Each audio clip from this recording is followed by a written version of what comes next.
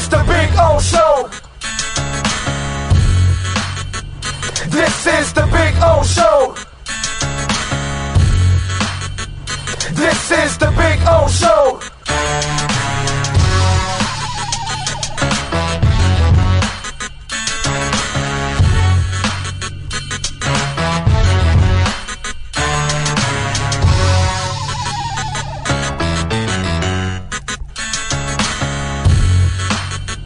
This is the Big O Show. This is the Big O Show.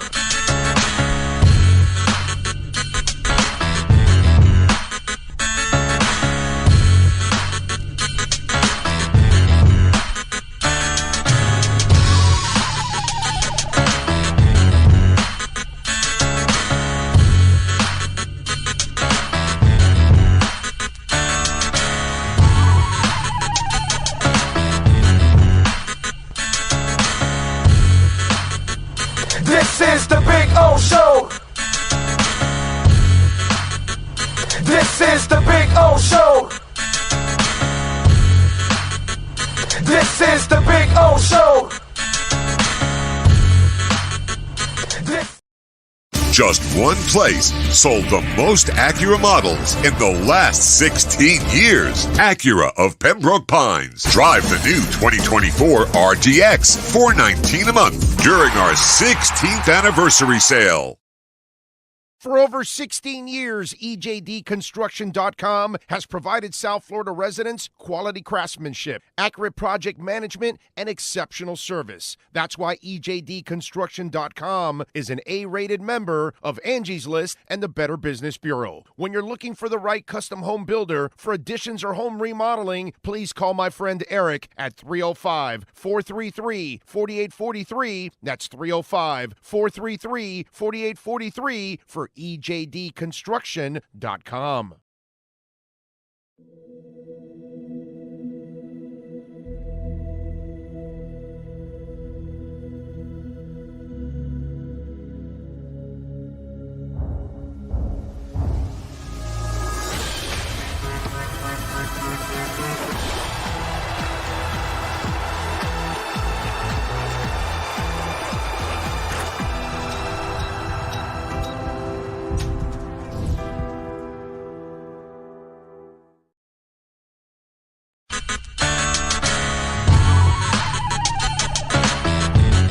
So here's the putting green. See? There you go. Got two flags. One was over there where Cutter's Edge Pro. It's not coming out now. Come on. Come on, wind. Give me a little wind. No, unfortunately. But there you go. And this one says Big O here. There you go. So there's my putting green. About, I would say about 25 feet, something like that. I get to practice, have a little fun. See? And then, of course, we got, the bunkers. Got to have the bunkers, man. Got all kinds of bunkers there. You know what I'm saying? So that's a taste of our backyard. There's Maiden right there. Maiden. Bono, how you doing, Bono? Bono. He's a Carolina dog, by the way. These dogs are amazing. Their temperaments are awesome. But there is the Sylvester Palm, which is just beautiful. All right, call my guys, Will and Mike at Cutter's Edge Pro. They will take care of you. Dogs are not included, okay? Can't include the dogs. Those are mine. But the exceptional work, oh, baby. Oh, baby. Yes. Make your home an oasis. CuttersEdgePro.com. Go to their Instagram page, by the way, so you can see a lot of the before and after work that they do. And it is exceptional, baby. This thing's been on here for about 9 months. No grass growing through it or anything like that. Right, Bono? Huh? Bono!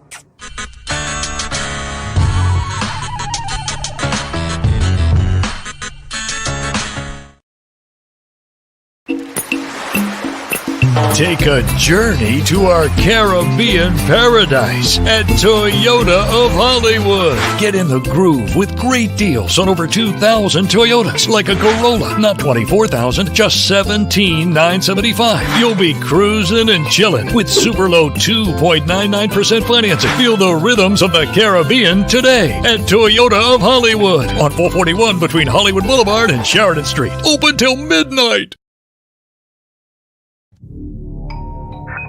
I think I know what this is. Houston, we have a package. Hello? No matter where you are, the Sloman Shield home security system guards your home. With next-gen perimeter protection, 24/7 monitoring, and interior motion sensing. And right now, get a free Sloman Shield security system and doorbell camera, all professionally installed, for free. Shield your world, the Sloman Shield.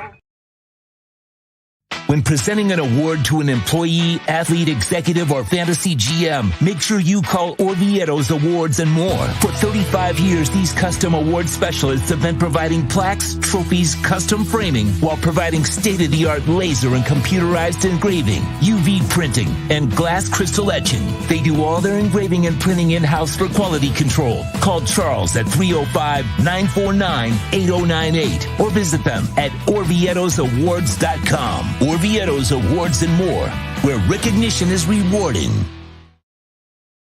Just one place sold the most Acura models in the last 16 years. Acura of Pembroke Pines. Drive the new 2024 MDX, $469 a month during our 16th anniversary sale.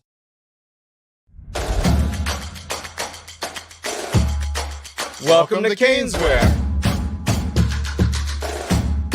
New store, new items, same great experience.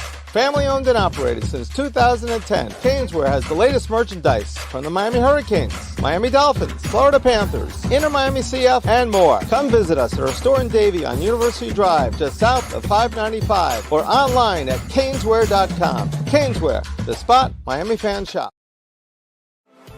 Welton Rayom has more than 62 years of litigation experience handling insurance disputes. They're committed to resolving even the toughest insurance claims quickly. Call them for a free consultation. 954-966-4646. At Welton Rayom, they don't get paid unless you win. Property damage claims to your home, business, or condo as a result of a hurricane. Welton Rayom can help. Water, mold, fire, smoke damage, Welton Rayom can help. Call 954-966-4646. The viewpoint, statements, or beliefs expressed on the following program by the host, guests, or callers are not necessarily the opinions of FantasyXS.com, Media Group Inc., ownership, management, sponsors, or website. When it comes to South Florida sports teams, very few in the media have witnessed, lived, and covered it like the Big O. Let's start the program dedicated to your favorite South Florida teams with a passion that's unmatched. The Big O Radio Show is on. Here's the Big O. Game day. Welcome aboard. It is Wednesday. It's a hump day. It's game day because Inter Miami is back in action tonight, hosting Toronto at Chase Stadium. So we got some local action for tonight, which I'm looking forward to. I'm looking forward to this game for a while now. I know no Messi, but it doesn't matter to me. I'm an Inter fan, period, before Messi, with Messi, after Messi. So it doesn't matter to me. So I'm looking forward to it, and let's see if they can continue the charge for number one since they lost that spot to Cincinnati with that loss. So gotta retake it and take charge of the conference. But anyway, so we got that tonight to talk about. I'm gonna reach out to the Dolphin Nation to help us out. Sean, I thought about something. We haven't talked about this, but I thought about this. So if we go to New York, okay, for the Jets-Dolphins game, it is week 18. It is early January. and it's to be determined. So it could be a 1:00 game and it could be an 8:00 game. And you know that my thing is I want to broadcast from the MetLife Takeover. I've been wanting to do that for years now, that the MetLife Takeover has grown. Here's my problem for all that. And I have to think about all of this. And I forgot about, dude, what about if it's snowing? How do we do the broadcast and the equipment and all that shit? And you know what? I was just, I was thinking about that. And it's funny because I was going over it with actually the sponsor, we were talking about, and I said, man, what about if it snows? Like, what do we do? How will that affect the broadcast? You know what I mean? It'll ruin the broadcast. There's a good chance. And then we're everybody in the MetLife Takeover gets to take off and go to the game. You know what I'm saying? We have equipment and all kinds of shit, and we're in the middle of a parking lot. So if it's snowing now, we're sludging all that equipment in the snow and trying to get to where we got to get to the media box or whatever. Or let's say so I don't know. I don't know if logistically that works, dude, because maybe we have to do it when it's early in the year where you're not going to have any chance for snow. And then you go there and you can actually do the broadcast, and you won't have that kind of, because rain, snow, ice, whatever, it could be going on. You just never, and if it's windy as hell and all that shit, I mean, I know they're going to have a 10 or 2 out there, but we really need like it's hard, man. That makes it hard. NorCal's watching. NorCal, the weather, it makes it hard for our broadcast. If we go to that one, are we better off just going to Slattery's? If we talk to the great people at Slattery's, where we just do it there pre and post game, where we don't go, and then we just do it with the Dolphins, because that's a Dolphins bar, which is what we like to do. We like to do it at Dolphins bars. I don't know, man. What do you think? They're quiet, man.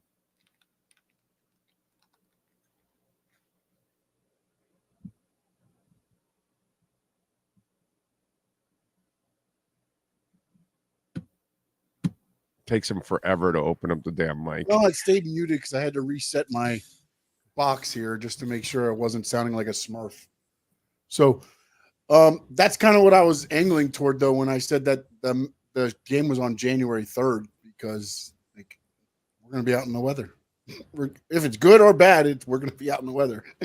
Well, no, if it's good, that's not a problem. Well, I know that, but what I'm saying, though, is good or bad, we're still going to have to brave the elements of whatever. Even if it rains a little bit, yes, we have the thing, but is the New Jersey rain the same as South Florida rain? And then, it's raining sideways. It'll be Forrest Gump all over, sideways. Well, how NorCal says, what if you broadcast from the buses? But what kind of a bus are we talking about? I mean, they'd have to be able to give us electric and stuff. I mean, I'm sure they got generators where they can power stuff. We just got to be able to get to that stuff. Yeah. How do we broadcast inside a bus? Is it like a regular bus with seats? That's some awkward shit. I mean, it'd be awkward, but it's doable, but it'd be awkward. Yeah, it would have to be right in the front of the bus, actually. Well, you could, or we could have the camera on the seat rest, you in the seat. The problem's going to be is where we put all the other devices and everything that you need for the broadcast. That would be the because I've got an iPad for the show to watch the show in the chat, and I've got another iPad that I put up for social media. And if that does turn into an 8:00 game, then you're looking back at the scoreboard and different things so you need even more stuff. So, yeah. So that's what I'm worried now. Now, that's the curveball that I got to think about, when I do these kind of things. It's we have to do a show, when we're not really just there to drink beer and, hey, we're getting ready for the game. That's not what we're doing. And so we need a different environment, and so that's why the sports bars are the best environment for us, because it never misses. Tortugas in Flagler, Tommy Rockers in Vegas, any of the sports bars down here or walk-ons or whatever, like it doesn't. Slattery's up in New York, although that one we didn't do hard line. They didn't have a hard line, and we had to go by wireless, and that did not fly, and we can't do that. It wasn't the greatest. It was okay, and then as more people got involved, it turned into because it was in the middle of yours and Dougley's interview. Actually, it started because everybody started arriving then, and it went from good to just because everybody started getting on the Wi-Fi. And the other thing is, I mean, when we're doing it in those at the sports bar, it's a more controlled environment. When you get out and you're under a tent at a tailgate or something, you're at the mercy. It's a little more difficult. And if we lose equipment, it can be replaced, but it takes a little bit to get equipment. It's not just like we snap our fingers and poof, there it is. Yeah. Yeah. Big O of your bucket list is to broadcast from the parking lot during the MetLife takeover, doing a show from Slattery's won't satisfy. It won't satisfy. It won't. But it won't satisfy to go there, set up, and then weather ruins it. You know what I'm saying? And inside a bus, you're also not part of the MetLife takeover. You understand? You're not in the environment. You're inside a bus. So it's, that kind of also takes away from it. The idea of being in the MetLife takeover is to be openly sitting there with everybody around you and all the ambiance. And then, Sean can walk around with an extra camera so people can see and all that kind of stuff. Interview your crazy ass, NorCal, bring you on the show, bring the different, Dolphin clubs that are there, whether it's NYC or any of the other ones that come by, that kind of stuff. Have some fun with that shit. You know what I'm saying? But we can't. But you gotta be in the. I want people to feel that shit. Inside a bus, we won't be able to feel it the same way. And if we have weather, that's the thing. We haven't even tested it yet. We have to even test to see if the wireless tower, if somebody has it, and we can test it. So they're working on that now. Nate and the folks are working on that now. And the other question would be this: if it does freeze, does that change the towers? Yeah, we're at that mercy of towers with that. So it's not like we're hardwired from the tower. But. That's the other thing. Yeah, if it's freezing, how does that affect the equipment, the internet tower that probably normally is not it's not outside ever. It's inside a house. So all those kind of things, man, it's just not as simple as it seems. And then I don't want the broadcast ruined. And then if the broadcast is ruined, then we lose out on the whole thing, So it's just tough, man. It's tough. So the question is, I know my man NorCal is already working on Seattle. And I reached out to my man, Adam Pinkser, on Twitter because he's out in Indy. I know that because he's one of the guys that came out and met us when we were out at the Combine a few years back. So we need to find out if there's a Dolphins club hangout bar in Indy, if there's one in, I doubt Green Bay, if there's one in Houston, I got to say it, Cleveland, all of those, see if there's any of those, because then maybe we could do that. You know what I'm saying? The Indy one, we could actually even go to the game, because if we could actually do something in the downtown area, everything is so centralized in Indy. It's really beautiful.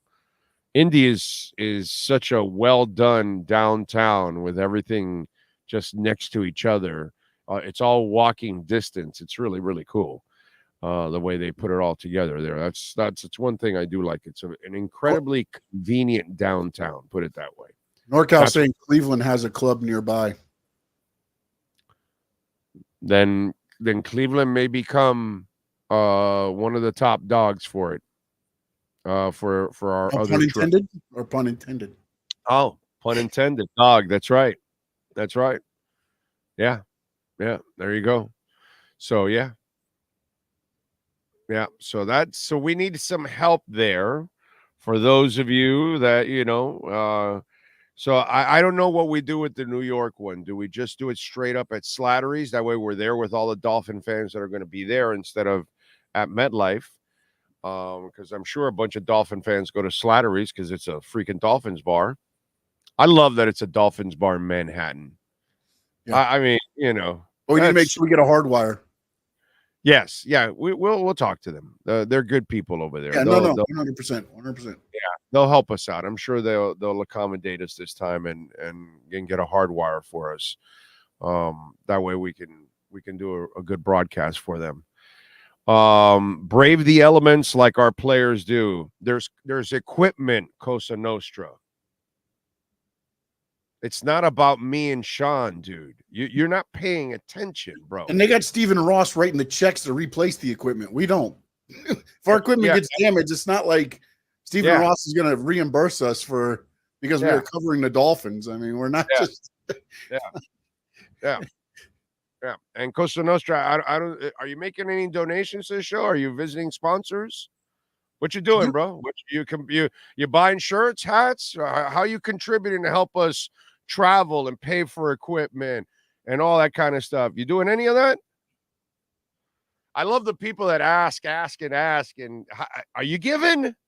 Are you giving? Yeah, go brave the elements like our players do. It's equipment, bro. It's logistics. It's nothing to do with us.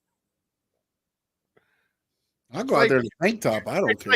It's like you talk and like there's no real listening whatsoever. It's just it goes in one ear and it goes out the other. We're talking about frozen towers, and here's this guy, brave the elements. It's the fucking tower.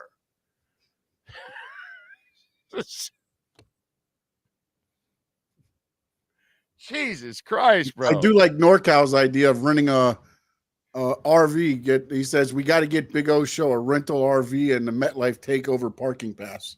Yeah, now you're going into expenses, big time expenses. Well, he's saying we got to get. He's not saying like. I know. No, NorCal. I know, but now we're getting into big time expenses. Yes. Yeah. No, you can't tell the people in New York we're broadcasting from their parking lot where it's NFL and they control everything. Again, these are things that you guys don't think of. This is why we broadcast from outside of the training. Yeah, we have trouble playing a soundbite, like a video of a soundbite or something. We get tagged by the NFL like right away, dude. Like right away, they want to void our show for that. Seriously, like you guys have no idea. The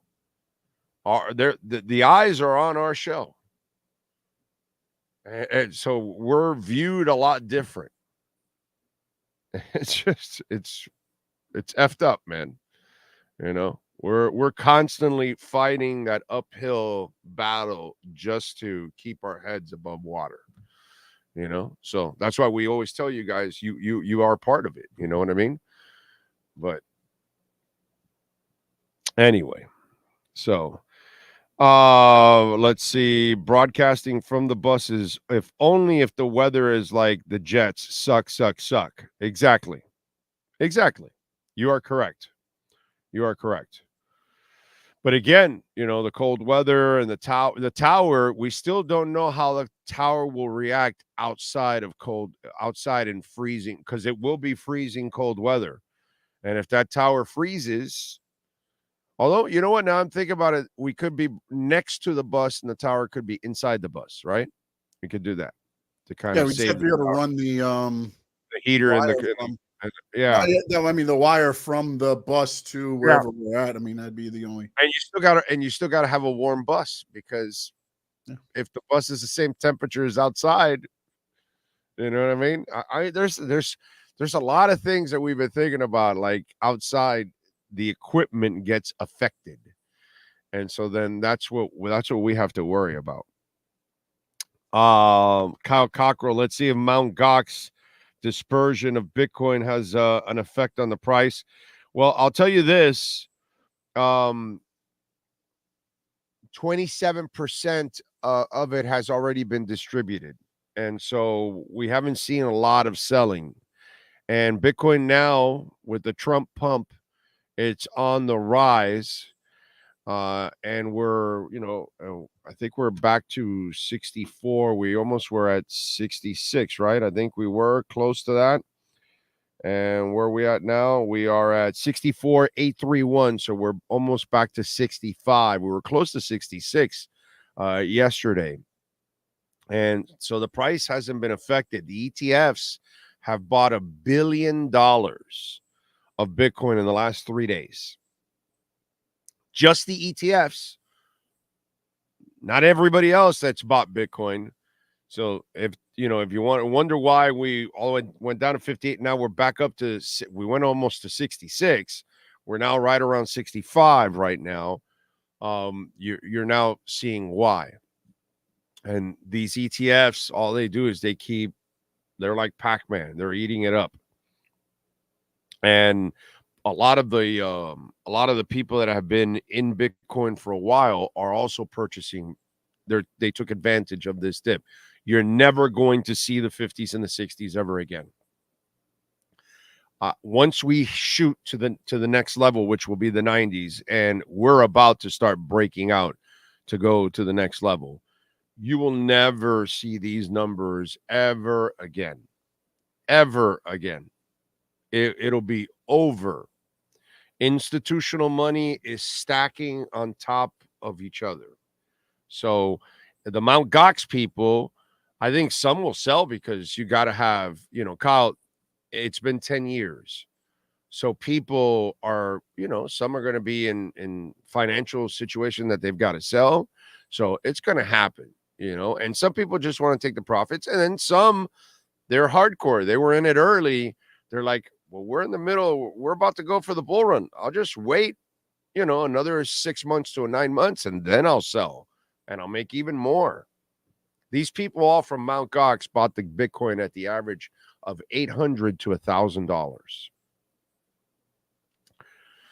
So they're profiting in a big time way, but 27% of it has already been distributed. So if 27%, a quarter of it has been distributed and we haven't seen a lot of real movement, then, and you think about it, Germany's selling, what a bunch of dumbasses. All they had to do is wait a couple weeks and they would have gotten more money. And if they wait 1 year, they would have 4x what they had, but whatever, it just morons. And so you with Germany selling, it had some shock to it, but it recovered quickly. So think about it. And what's going on now is that the corporations, the countries, because now we have to say countries, right? Because it's not just El Salvador. And if the orangutan wins, he's going to buy Bitcoin for the reserves. Okay. All right. And if the orangutan starts saying that more often, and he's at the Bitcoin convention next week, and he's one of the headline speakers, and he says, hey, Bitcoin, and by the way, his vice president, JD Vance, had to declare that he owns between $100,000 and $250,000 of Bitcoin. Because once you become a public, a politician, you have to declare your assets and what you invest in, because they need to know what you invest in, so it affects your voting and all that kind of stuff. And so he had to declare that he owns Bitcoin, and he owns between 100 and, because that's what it is. It's like a section of it that you like, okay, do you owe, less than 10,000 or whatever? So apparently this box is a box I can't relate to, $100,000 to $250,000. So he's a big Bitcoin dude. And listen, the Republicans are big on Bitcoin. And if they're going to stack our reserves with this, and other countries are stacking their reserves with it, where do you think this thing is going to go? You know what I'm saying? So the Mt. Gox stuff, whoever does sell, Kyle, it'll be a speed bump to all of this. You know, it's funny, right? Because people have been programmed to think bad about crypto, and Democrats have done a lot of that planting of it, all that. You know what they don't talk about? Well, everybody in Mount Gox got their money. FTX, after all that fiasco, everybody's getting back their money. Who is it that somebody's getting back their money with interest? Another one too. They don't talk about that.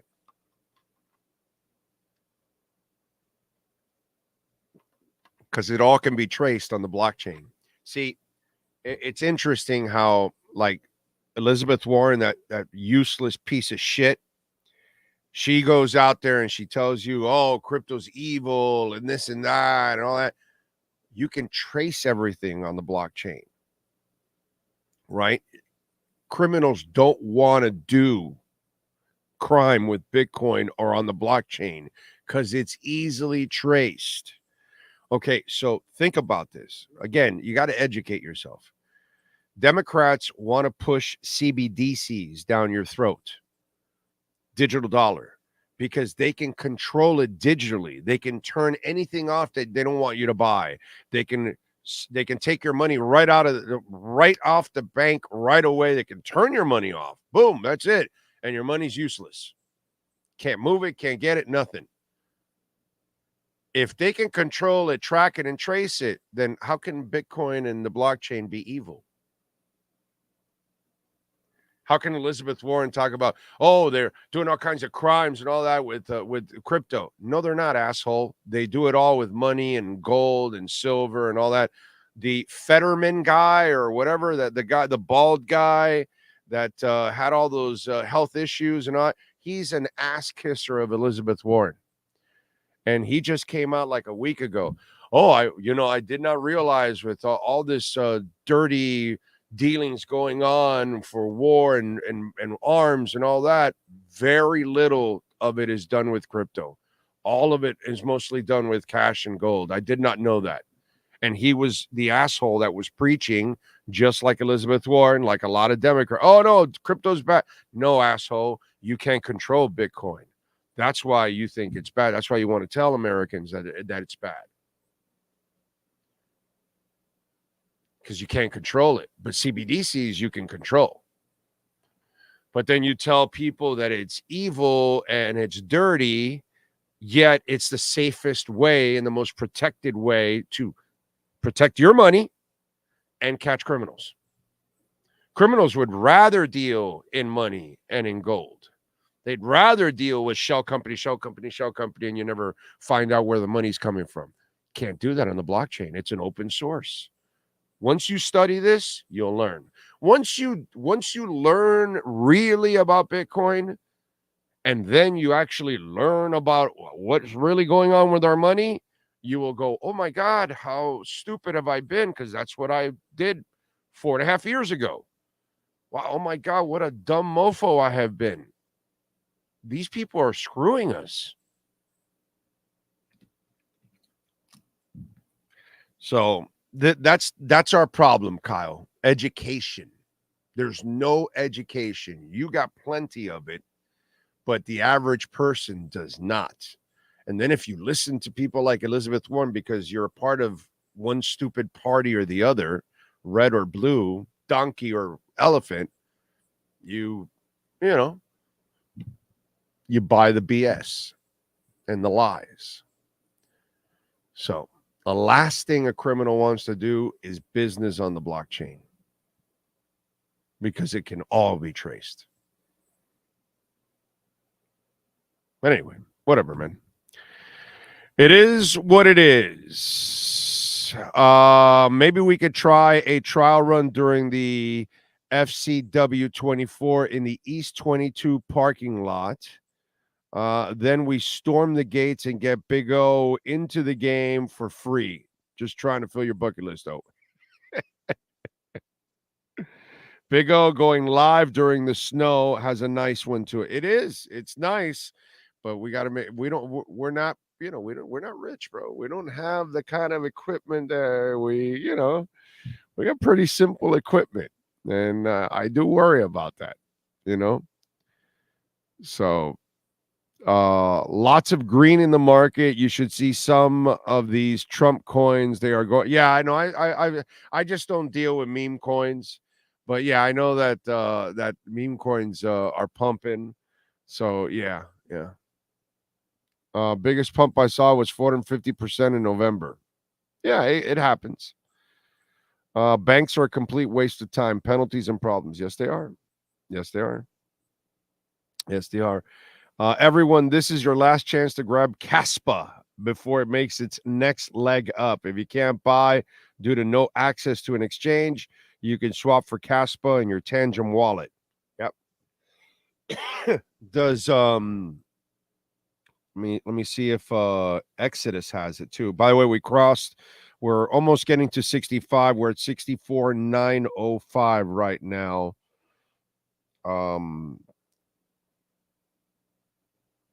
No, actually, Exodus doesn't have Caspa, so you can't get it there and swap. But you can on Tangem. You can do it there. And I think, if I'm correct, let me see. Does Crypto have it? Actually, Crypto.com does not have Caspa. Yeah, there's not. I'm not into Caspa, but I know it's a good company. Definitely.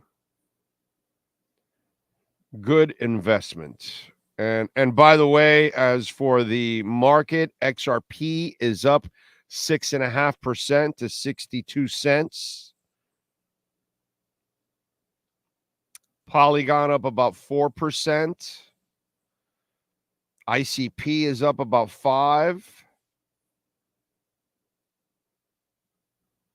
Render up 6.5%. Injective Protocol up 12. Remember, it was like at $19 or $20, and I told you it'll go back up to 40 where it was. It's already at 26.57. So there you go. Immutable X. I'm a huge Immutable X guy. Up 11%. Thank you. Airweave up 13%. So market is going well right now. There's a ton of green all over the market. Enjoy, ladies and gentlemen. Enjoy. Neutron, by the way, I'm a big Neutron guy. They are cruising. They are up nearly 11%. I bought it all the way down at 39 cents. It's at 50 right now. Cha-ching. Cha-ching. I got it at 41. I got it at 44 cents also. So, you know, I ended up loading up on it.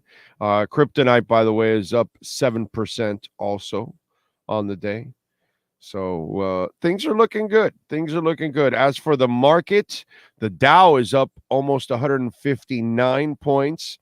The S&P's down 62 points, and the NASDAQ is barely down, just a sliver, a hair. It's not even it's a fraction of a percent. A tiny fraction of a percent. So the job is, we need to find out if there's any Dolphins bars or Dolphins that hang out at bars in New England, in Indy, Green Bay, Houston, and Cleveland. Okay, so if anybody is watching, lives in that area, knows about it, big Dolphin fan, has a Dolphins club, hangs out with a Dolphins club at a bar for games, all that kind of stuff, reach out to us. Our email, Big O Radio Show, really easy, at yahoo.com. And, of course, on Twitter at Big O Show. You can DM me on Instagram at Big O Radio Show. You can Instagram me, all that stuff. So do it, baby. If you have the information, please pass it on. Remember, you can always make a donation to the program, Cash App or Venmo at Cash Big O Show. That is Cash Big O Show, Cash App or Venmo. And, of course, you can make a Bitcoin donation, which I hope you're taking advantage. I'm not a financial advisor by any stretch, but I hope you're taking advantage of Bitcoin. I'm sorry, were you going to say something there, Sean, while I was rattling on and talking? Because then you went to the single. No, I just never took me off. I've just been up on the screen the whole time. Okay. All right. And there's our link for our merchandise shop, too. Okay. All right. Cosa Nostra, there's a link to our merchandise shop. Anyway. What else do we have? What else do we have going on? And by the way, if the orangutan wins, this thing is going to pump even more, dude. Even more. Oh, shit. It's going to pump. What else do we have? Clay Bell, thank you, sir. I appreciate you laughing. If I brought a laugh to you, that's success. If I brought any insight to you, any entertainment that Sean and I may provide, it's a blessing. So thank you. I appreciate that you're laughing a little bit. We all need to laugh, bro. Gotta laugh a lot. Ocala Joe is in the house. Maybe starting up a GoFundMe to get the Big O Show travel like John Madden had. Pump-a-lumpin', baby. Did you hear about Visa and Tangem partnership? Bullish. Yeah. Dude, Tangem is going to have staking. It's coming. You're going to be able to, I'm a big Avalanche guy. You're going to even be able to stake your Avalanche on Tangem. They have like it's like Polygon, I think Ethereum, a whole bunch, like 9 or 10 of them are coming. Yeah. So Visa's heavily into crypto. They see it. They know. It's the inevitable. And we've been talking about this for years, that the entire financial system will be on the blockchain. And businesses will be everywhere. They'll be on Cardano, or they'll be on Cosmos, or they'll be on Bitcoin, on Stacks, or they'll be on Ethereum, and all. Their business will be in one of those blockchains, and then we'll have the highway connecting it all, obviously, and people will learn about it because it's the safer internet. I think that's the way, Kyle. I think that's what people, that when we talk about the blockchain, we should explain it like, yo, dude, it's a safer internet. Just that's what it is. It's a safer internet, because when you say blockchain and Bitcoin and Ethereum, and you start freaking people out and you start talking about DeFi and it's like, yo, man, whoa, what is that? It's like a completely different language. Instead of, we should say, well, it's the safer blockchain is what it is. I mean, it's a safer internet. It's where you're able to protect your identity better. You're able to protect your logos and, all the things of value on the internet. You'll be able to protect it better on this more modernized internet, is the way we have to kind of really explain it to people, because they know the internet, but now we have to make them, start talking into blockchains, and it's like, it's a whole different, situation. And what's okay, so Hedera runs their blockchain. It's a hash graph. It's a different type of, we're going to start doing that, and it just becomes so confusing and so intimidating. We have to dumb it down how we like what we had to do at the beginning, like to get, we had to force ourselves on it because we didn't have people really to explain it to us, and we had to kind of figure it out and put it together like a puzzle. We have to dumb it down for everybody else and say, hey, listen, man, it's the internet. It's just a much better, safer, faster, and secure internet. That's what it's all about, and then we can explain what, certain things are. But it's a really intimidating thing right now to make this transition that we're making, to understand that you're going from money to Bitcoin instead, and that the Bitcoin is your money instead. It's hard to understand that. Big O, since Skip Bayless is leaving or got fired, FS1, you could get Mountain Dew sponsorship segment. LOL. Just kidding. Man. Oh, have you sold any crypto from your Tangent wallet? I have not yet, and was wondering. I have not sold any crypto from my Tangent wallet at all. I have no reason to sell yet. I haven't sold anything. I've gotten out of certain cryptos that I was in, and I divested out of it, and I converted it into something else. I've done that, example, I got out of Mana. I got out of, let's see, what was it, like a year ago. Damn, what's the name of that one? It's Engine. I got out of Engine about a year and a half ago. Divested out of that. Divested out of Theta. Divested out of SHIB.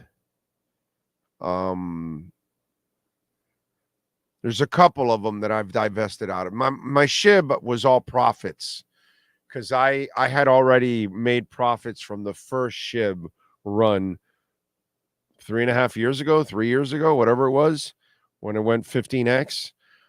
Then I sold there. I got my profits, and then I had profits left over, and I then converted that to other things.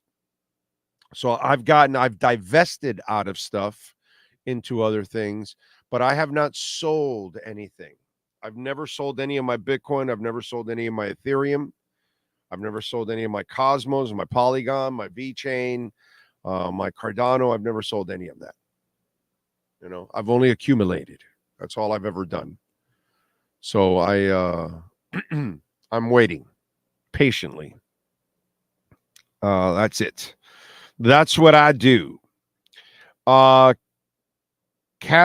is a black dog or block dog. It's awesome. Do your own research. Caneswear one-day sale. That's right. July 17th, 25 to 50% off. And use our code BIG010. Get 10% off on top of that, baby. Can't think of a more deserving person to get fired than Skip Bayless. Well, I mean, his toxic way of doing things ran its course. That's all. But you all kept him around for a while. I mean, you guys can complain about different people, and some of you truly don't care about Skip Bayless, but the general public keeps him around. You know what I mean? You guys want people to tell you bullshit stories about Tua, Dolphin fans that act like insiders or YouTubers or people on radio that just feed you bullshit, and you go back to it, and they're not ever breaking any news. They're not ever giving you any insight, and they're constantly just bullshitting you constantly. And you go back to listen to it and go back to listen to it and go back to listen to it or watch it or all that, and listen to their bullshit about something else and then something else and then something else, because they're just coming up with bullshit talk. Because there's really nothing to talk about, but let's just create something. You know what I mean? And that's why the Skip Baylesses of the world survive. That's why the Colin Cowards of the world survive. These lazy guys that take advantage of it and, take advantage of the listeners, but the listeners allow themselves to be taken advantage of. It's almost like there's a certain group of football fans that want to hear football talk, even if it means nothing, but it's just football talk. So we're just talking football. Well, when they have a 3 wide receiver set, is it always going to be Odell Beckham, or should it be Jonnu Smith? And, or maybe is it going to be the Malik kid, or they do it, and they spend 10 minutes on that. Hypotheticals and, just to talk football. How will Jalen Wright be used? Who cares, bro? Let's just wait till the beginning of the season and in training camp, and we'll find out how good Jalen Wright is. And if he's fantastic, they'll use him a lot. And if he struggles to learn the offense, then they'll use him less. Who knows? I don't know. But hey, just feed me Dolphin talk just because it's Dolphin talk. Feed me the Skip Bayless trolling jobs of whatever he wants to troll today. LeBron or anything else. And you guys are the ones that keep those kind of people around. He made a boatload of money doing it. Steve Chapman, I see, is number 1. NorCal in. He is awakening a bacon. Jamie Zorri out in San Jose. Oscar Rojas. Jay Gelfin. He says, Summer Olympics are just around the corner. What events are you looking forward to watching? Oh, track and field, man.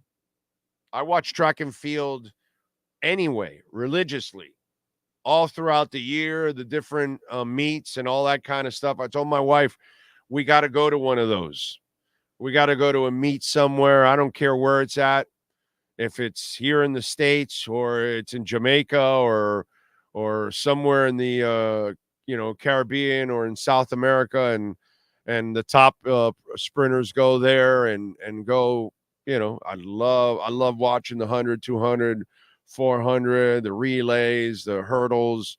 I'm a huge fan of track and field, and it's good. And man, we've got some talent as always, but we've got some talent. It's going to be fun to watch. So track and field will probably be, obviously I look forward to soccer. I look forward to boxing. I like the Olympics. I have no problem with the Olympics. I love the Olympics. I love the Summer Olympics. I like the Winter Olympics too. I'm not into the figure skating stuff, and I love speed skating. Speed skating, I get into. There's some, obviously the hockey. So yeah, there's stuff. The basketball, I look forward to it, but I know that we should be number 1. So it's not like impressive, but I look forward to it. Let's see. Think Blue Dodgers is in the house. Your boy Shohei Ohtani hit a home run yesterday. Gus 1388, AJ, Alex Valenzuela, Nico Jones, Drago, One-Eyed Jack. Yes, sir. Hit the hell out of the like button, please. Skylar Tipton, a sunny day in Chicago. It's hump day, one day closer to the weekend. Good for you, sir. Crypto Fins, Vamos Gatos, Rosendo. I hope your day is full with wonderful things. Hope this Wednesday brings you happiness and prosperity. Thank you, sir. I appreciate you. Who else? Bill's fake crowd noise. Big tailgating at the Meadowlands. Yes, there is. I know. If it wasn't for Germany selling all that Bitcoin, I think we would be at above 70K right now. Could be. You could be right. You could be right. The sad part for me is the people that get afraid and sell quickly and don't understand how this is. You just got to stay strong and just hang in there, and you'll see it go up. It's the only direction it goes, And as mass adoption now finally started to take over, it's going to skyrocket. So, what else do we have here?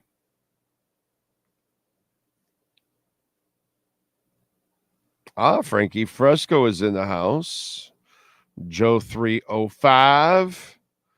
J Slim, Truth, Bitcoin for retirement. Yes, sir. Yes, sir. better than your 401k. Breakdancing is a sport in the Olympics. It finally happened. Did they do it? Yeah, I really won't give a shit about it. I gave a shit about breakdancing back in the 80s and the early 90s. That, not that I did it or anything like that. I'm never that gifted, but it was fun to watch people do it. How many times can you spin around on the floor and grab your nuts? I'm, come on. Breakdancing, really, So it really is a sport. Did they really make it they did, huh? They really did that. Yeah, that won't be one that I'll be looking forward to if that's a sport. Yeah. They're adding 3 sports to the 2024 Olympics in Paris: breakdancing, sports climbing, and surfing. I'm good with surfing. Love surfing. Love surfing. Love watching surfing. I watch surfing all the time on television. Yeah. Those people are just absolutely impressive as hell. They are crazy. Those men and women are out of their effing minds, but the respect I have for that talent, that gift, those guts, and especially when you're watching Nazaré out in Portugal, and you're like, wow, dude. You're sitting there going, man, that is crazy. Are you out of your mind? How are you? That wave's 60, 70, 80, 90, 100 foot tall. How are you not like shitting bricks, dude, or woman? So I am dying to go to Portugal and go to Nazaré and stand on one of those cliffs on the side and watch the surfing competition one year. That's a bucket list for me. That's a huge bucket list for me because I see it all the time. I watch it on YouTube and stuff, and it is freaking awesome. Awesome. So surfing, I will definitely watch. That is one that incredible respect for that. So that's a cool one. That should have been in Olympic competition a long time ago. Yeah. There's a gift, there's an athleticism, there's a feel, because I've watched it enough to know that some people really know how to just have a sense of the wave and how it's breaking and they just know how to flow through it. It's magical sometimes. It really is, man. It really is. So that one's got me for sure. For sure. Let's see what else. Do you know that Cuba has won the 4th highest total number of medals in the Summer Olympics? No, I did not. But that's like of the past, right? Like they're not. It's like gradually been less and less, right? I think that's kind of the way it is. That's probably the way it is. I'm just going to guess. So I don't know. I'd have to look at their history or something. I don't know. Is there a way of finding that, the amount of medals that Cuba has won year in and year out? Because I want to say that, obviously years ago, they used to take advantage in baseball and they'd pick up some extra medals there when they weren't supposed to because they had old men playing against kids. So, that they had a little bit of an advantage there. So I'm wondering if that's kind of a thing of the past and they don't win nearly, because it just kind of seems that way. Where can I compete in breakdance? I can win a gold medal, says Frankie. What's next? Tap dancing. Let's do it, bro. Bring back Gregory Hines. D-Mao, hey, I would find it if I was too disrespectful if Lamar's mom was able to get a contact and his agent and his contract and his agent couldn't. Yeah, the Lamar contract took a while too, by the way. I think do you remember that Lamar was available to everybody and nobody wanted to trade for him? Yeah, you like conveniently forgot that, right? He was available out in the trade market until they finally, came to a deal. So that dragged out too, by the way. But let's leave the facts out.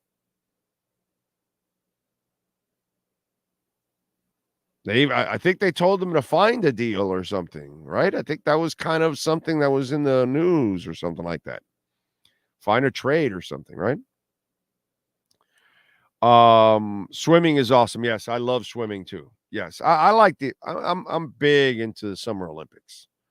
Yeah, definitely.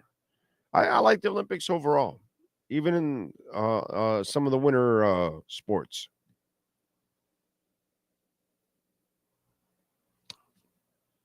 By the way, Welton Rayom, a proud sponsor of our program. We are in the middle of the storm season, and nowadays it's year round.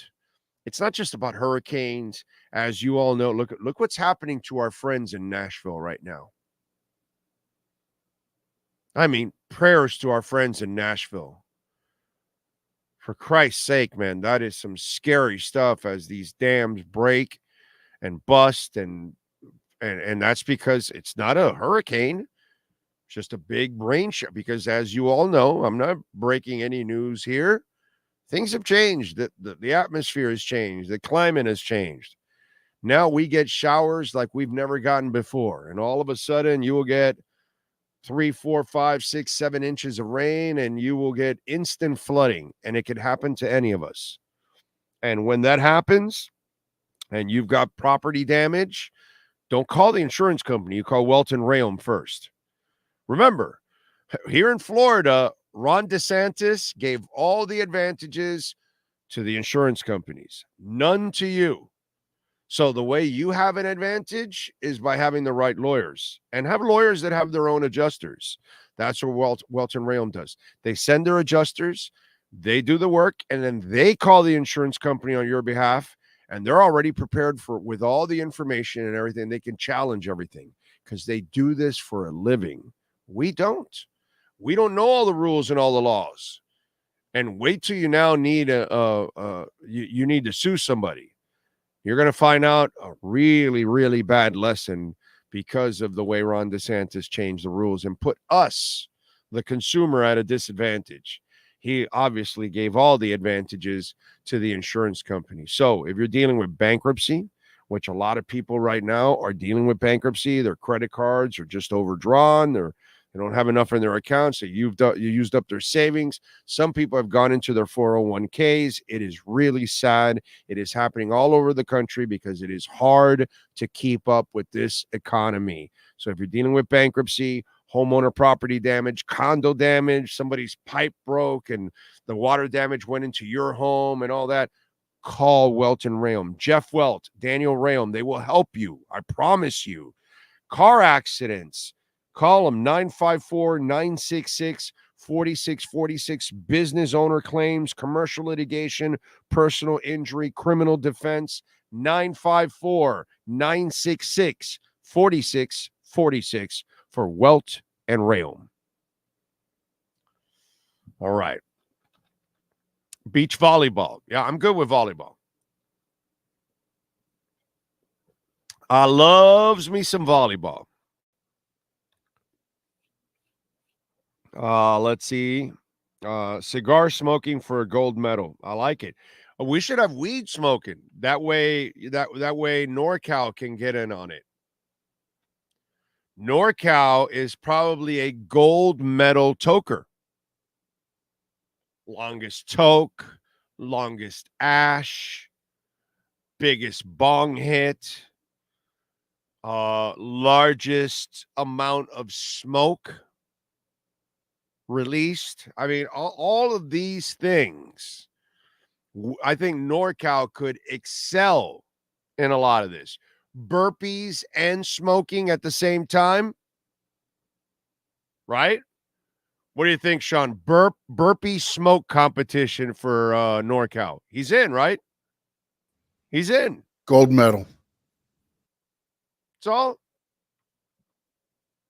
And True Fin Fan will put him in the Winter Olympics in the farting competitions because when he farts, the cold will pick up. Like when you breathe, same thing. So that way you can measure it. You can see it. There's imagery, So we'll of our people, NorCal will put them in the smoking contest. True Fin Fan Winter Sports farting contest. Which one delivers the biggest billow of smoke?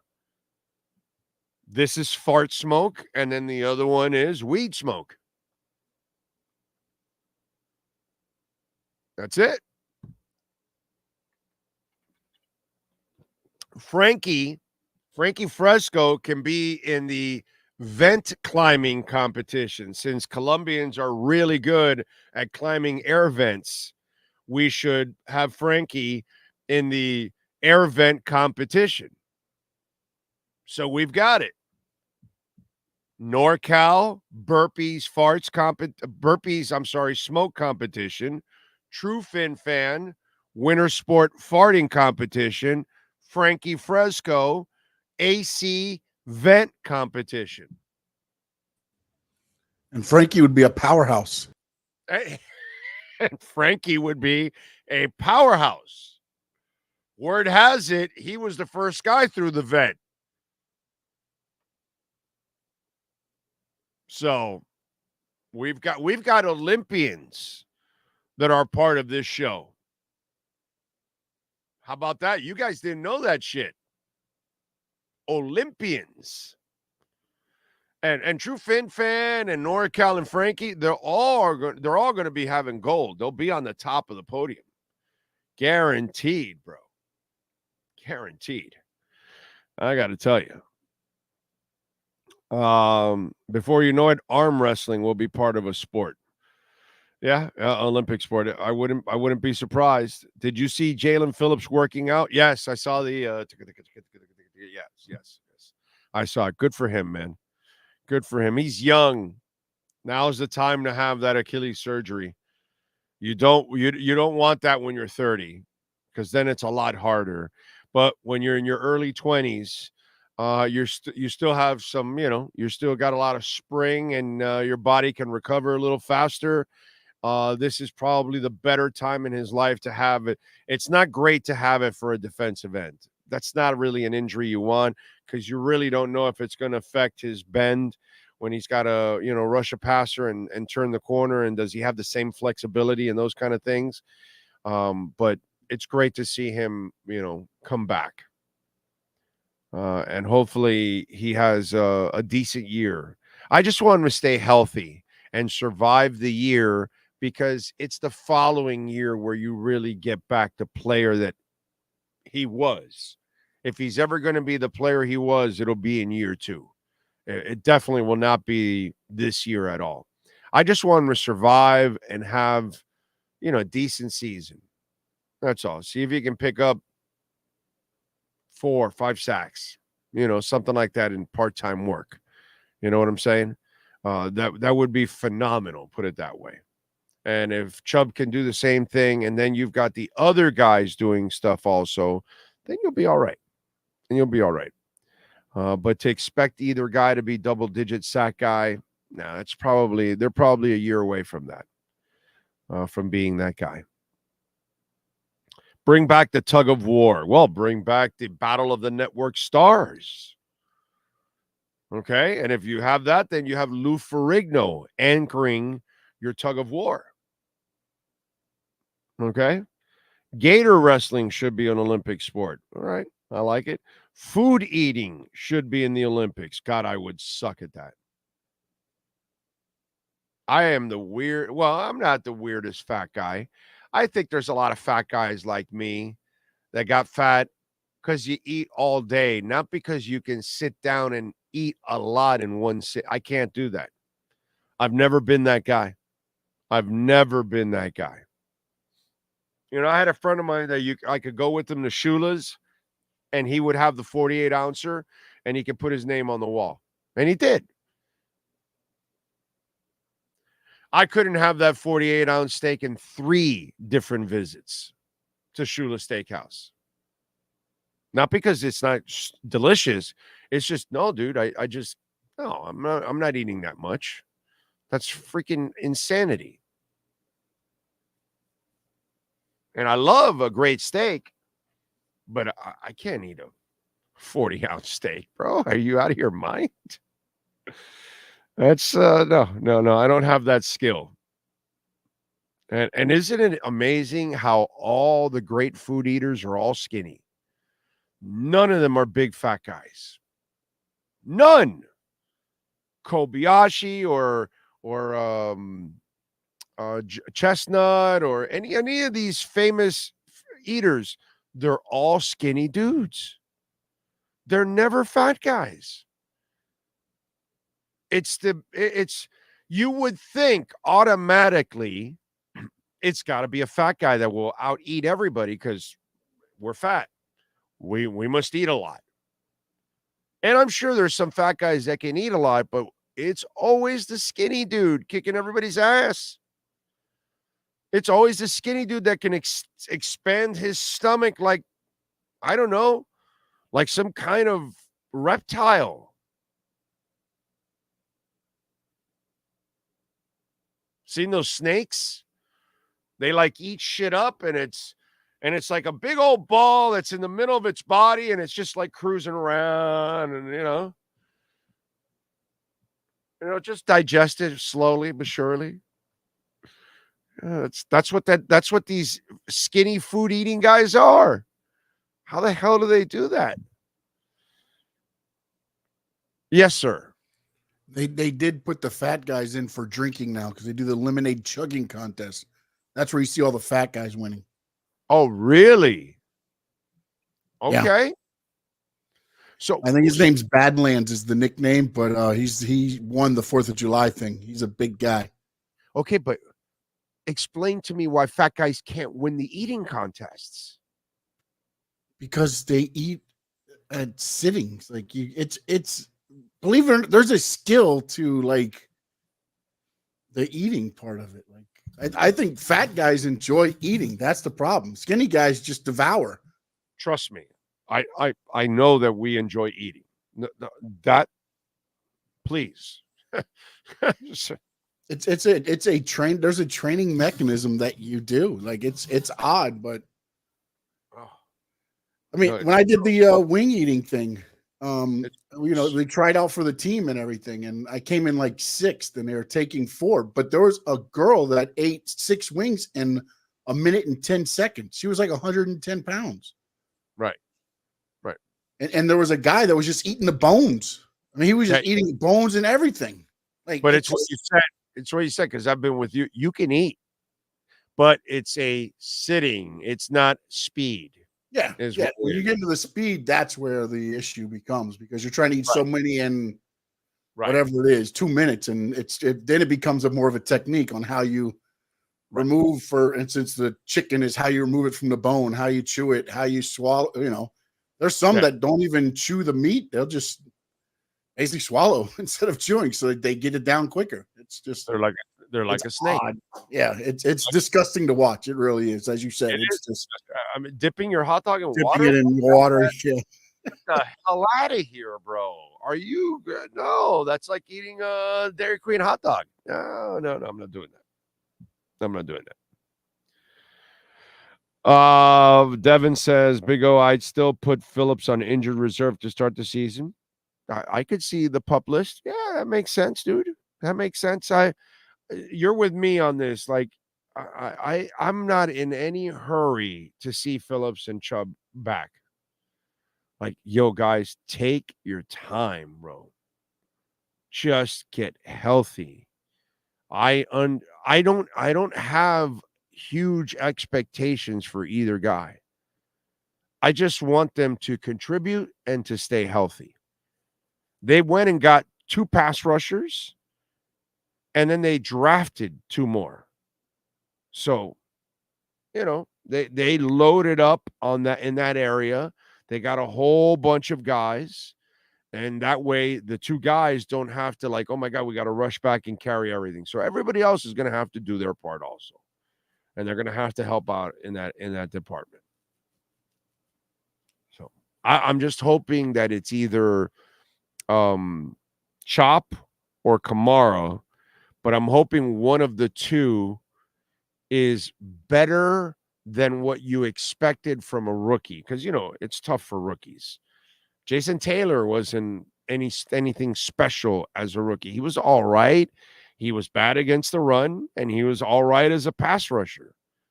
He wasn't great. He was skinny. They could easily run on him. He got a little banged up his first couple of years, got nicked up a little bit. Not serious injuries, but he got nicked up a little bit here and there because he was light in the shorts, and he had to build up his body. So, I don't expect rookies. It happens, and that's what I'm hoping for. I'm hoping that Chop or Kamara surprises even Miami, even their front office. Like, hey, we like these guys, but man, we didn't expect this from them. That's the real like bonus out of that position this year. We gotta hope, not expect, because again, they're rookies. We gotta hope, not expect, that Phillips and Chubb can, be contributors and stay healthy. But we can be hopeful that maybe a guy like Kamara or Chop, one of them like explodes. And like, holy shit, he had 8 sacks his rookie year, that kind of shit. I'm not talking about 12, 15. Let's not get ridiculous. But somebody that surprises you and does a little bit more than what you expected.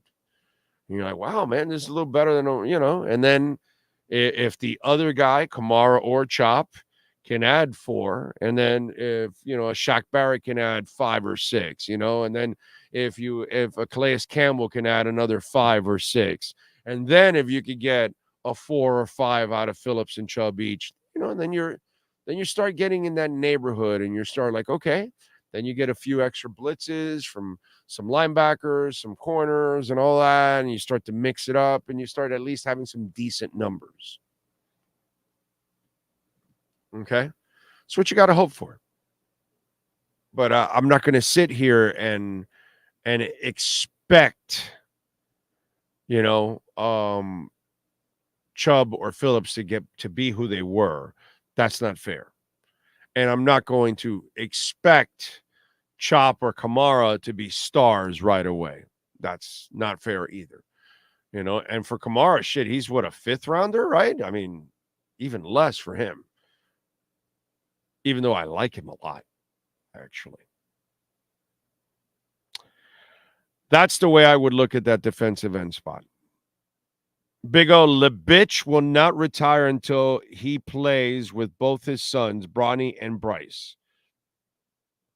Bronny can't play in this league. But whatever. Big O, I'm curious to see how Tata will coach now that his starters will be back. Your thoughts? Well, eventually, I don't think I'm not, they all said Messi's out, obviously, with the mangled ankle. I don't expect Suarez to play tonight. I wouldn't play Suarez tonight. Rojas, yes. I don't think Rojas was in any consolation game or anything. Rojas, I would play, but I would give Suarez off tonight. I would not play Suarez. And we saw how he has coached now lately without him. So, they were 4-1-1 without Messi, Suarez, and Rojas. We'll see. We'll see. The fat doesn't let the stomach expand with the fat guys.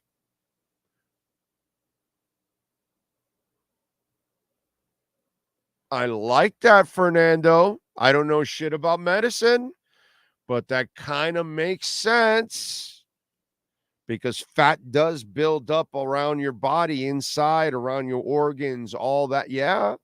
No, that's very, very, very good on your part, sir. I like that explanation.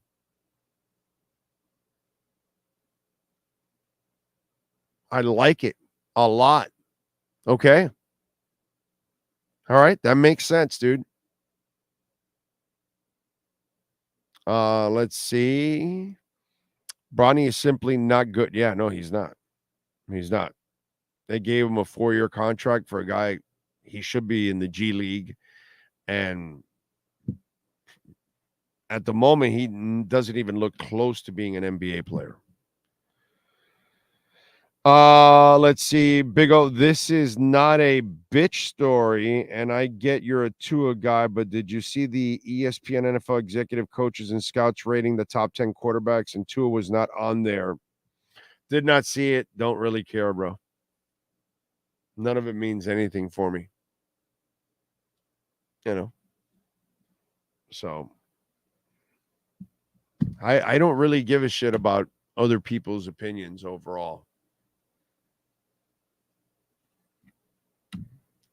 I know what I see, and the kid's a baller. Let's just, fix the line, fix the running game, stick with the running game, get him an extra half a second, and then we'll be all right. And obviously the coach has got to do his part. But yeah, we'll be fine. I'm not worried. I am not worried at all about Tua. I don't know how many times I have to say it, but that's your concerns, not mine. You guys are the ones that get flustered about everybody else's opinions. I don't really worry about it, bro. So it is what it is. I had people saying that they thought Ryan Tannehill was a decent quarterback. Executives too. Am I going to training camp? Yeah, of course I'll go to training camp. Yeah. When they put on pads, I'll go see them. I don't go to mini camps anymore. It's just, that's a waste of time. You know what I mean? Do you think Bronny is out of the league after one season? Is LeBron still there? If LeBron is there for another year, they'll keep him around just for LeBron because they drafted him just for LeBron. He wasn't going to get drafted. He only got drafted because of LeBron. He only got a 4-year guaranteed contract because of LeBron. If not, everybody doesn't draft him and they give him some kind of a G League contract as a tryout there. That's what would have happened with Bronny James. Bronny James doesn't deserve to be there. And eventually he'll get exposed for it. And he'll get ridiculed for it, thanks to his dad making a stupid move. But what can I tell you? Hey, Toyota of Hollywood is the dealership. If you're looking for a Toyota, listen, man, take it from somebody I own a Camry right now. I drive a Camry, and my daughter just got herself a Corolla. So get on down there, check it out at 1841 North State Road 7. And listen, they've got over 2,000 vehicles in stock. They've got over 1,200 vehicles, all right, brand new vehicles. So check it out, I'm telling you, at Toyota of Hollywood. Herbie Lopez does an awesome, awesome job, and they've got some great deals going on right now. You can also get certified pre-owned vehicles. They've got a large selection of them. Go to Toyota of Hollywood. Go to the website. You can actually click there and see some of the deals on some of the pre-owned vehicles. You can see the new vehicles. If you're looking for a brand new vehicle to buy or lease, the selection is amazing. That's sometimes you go to some of these dealerships and they don't have a great selection. And you're looking for a certain model and they've only got 5 of them. And you're like, well, wait a minute, dude. I came here. I want a nice selection. Well, if you're looking for a Corolla, They may have 30, 40, 50, 60 Corollas there. You're looking for a Camry, you're going to have a ton of Camrys. That's kind of the idea, man. And when you go to Toyota of Hollywood, if you're looking for a Prius or a Prius Prime or a Crown or a RAV4, the RAV4 is absolutely awesome. You can get a hybrid, you can get an XLE. And again, you're looking for a different color, a different style, different model, you can get it. And you can get the best deal. They've got 2.75% financing, 4 full years, baby, 0 down. So go on down to 1841 North State Road 7 and tell them that Big O sent you. It's Toyota of Hollywood. All right.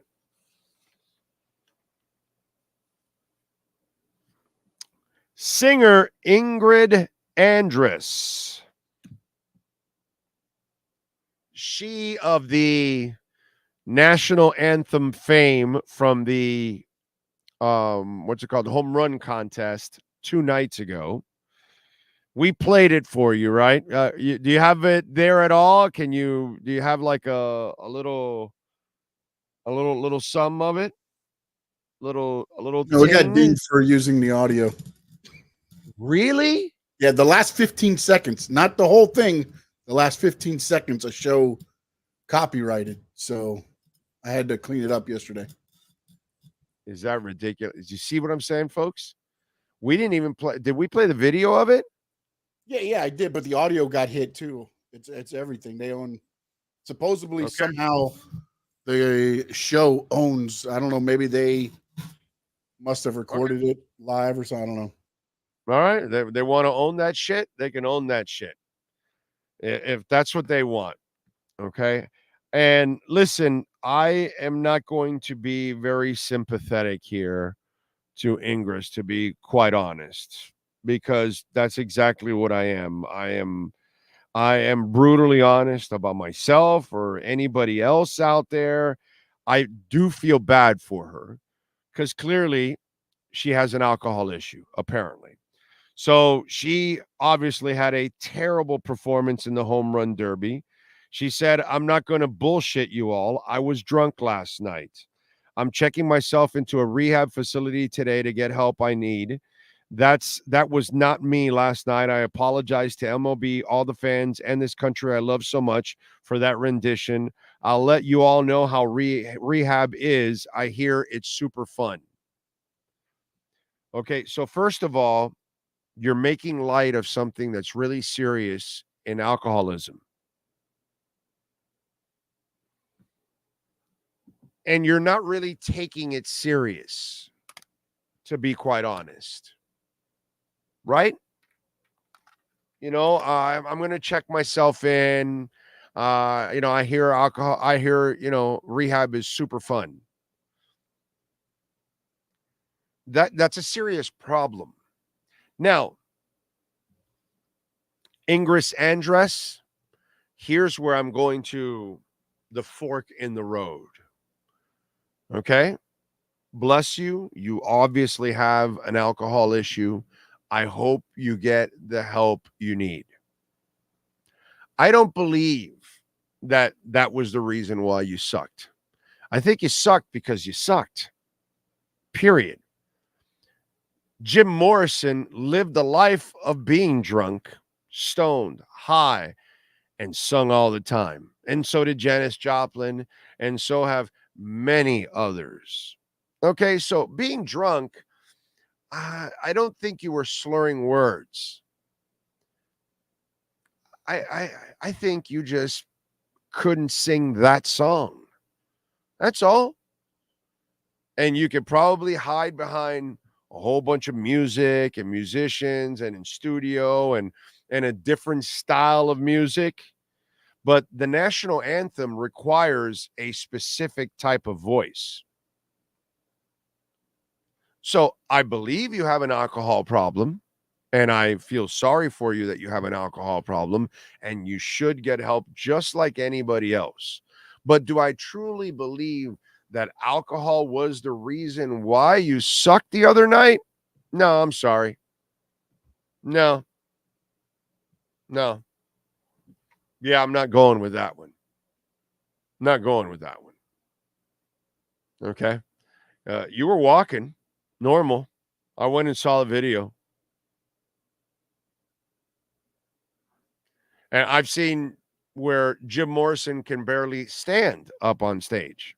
He's so high or drunk in both. And yet he's singing. Lots of people do it, by the way. Lots of people sing drunk.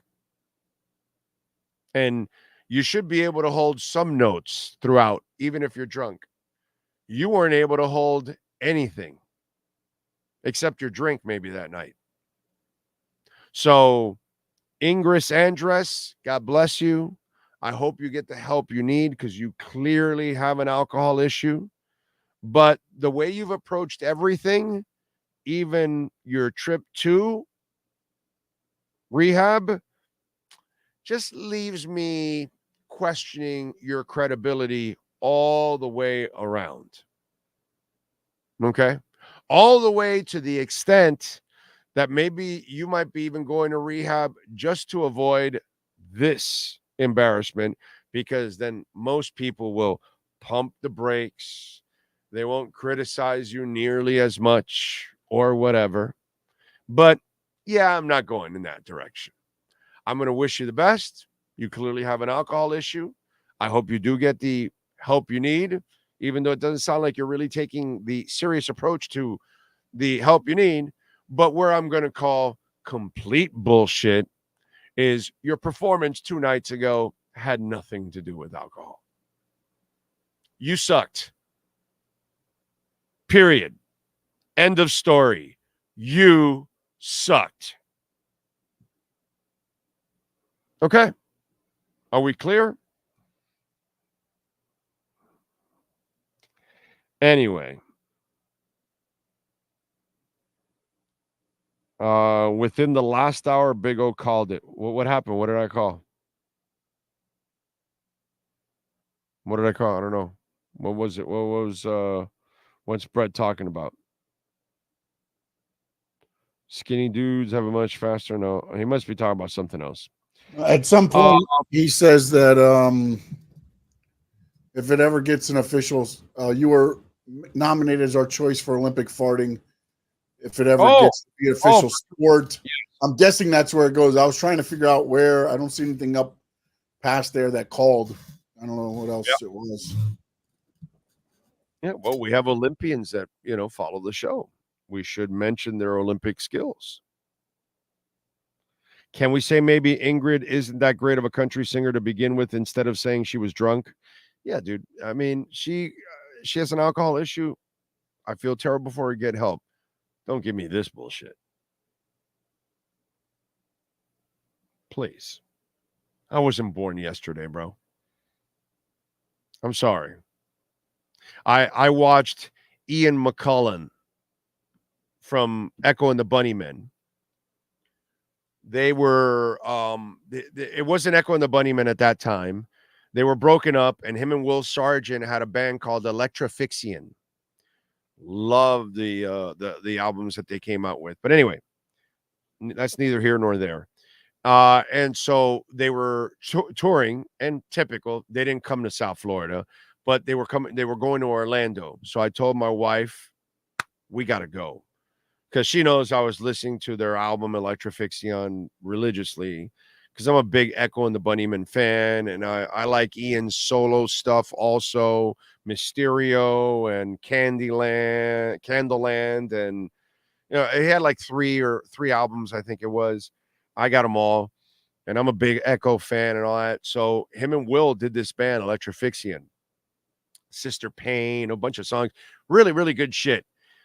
And so I want to go up there, and I want to go see him, and it's a small club in Orlando. And I think I've told this story before. And Ian McCullen is fucked up. I mean, fucked up. Okay? Because I am right in the stage. My wife and I are like, she's on my left. I'm right there, right in the middle of the stage. I'm right up on the stage. I can see his eyes.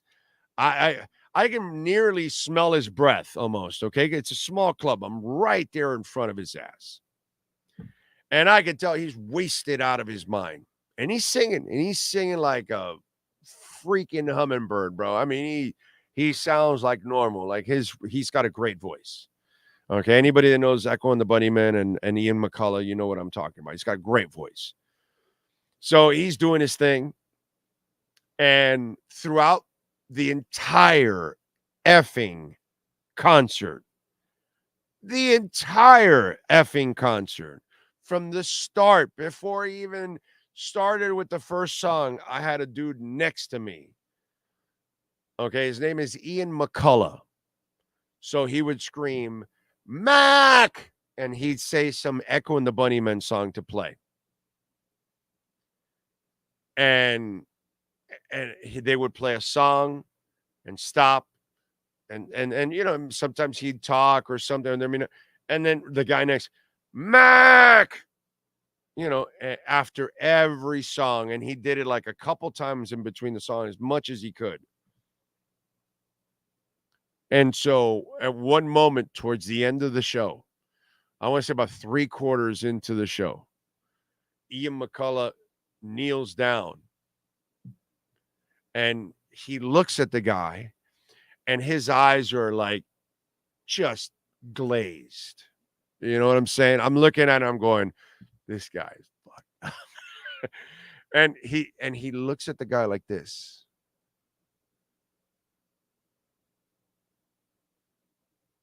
This is like 30 seconds. I shit you not.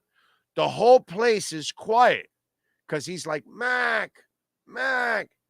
So he kneels down. The guy thinks all of a sudden, oh shit, dude, McCullough has finally heard me. He's going to address me, all this, that. And this is like a 30-second thing. He looks at him and he looks at him and the guy's quiet. And he grabs his mic and all of a sudden he goes, bam! And he hits him squarely right on the forehead. And you hear in the club, thump.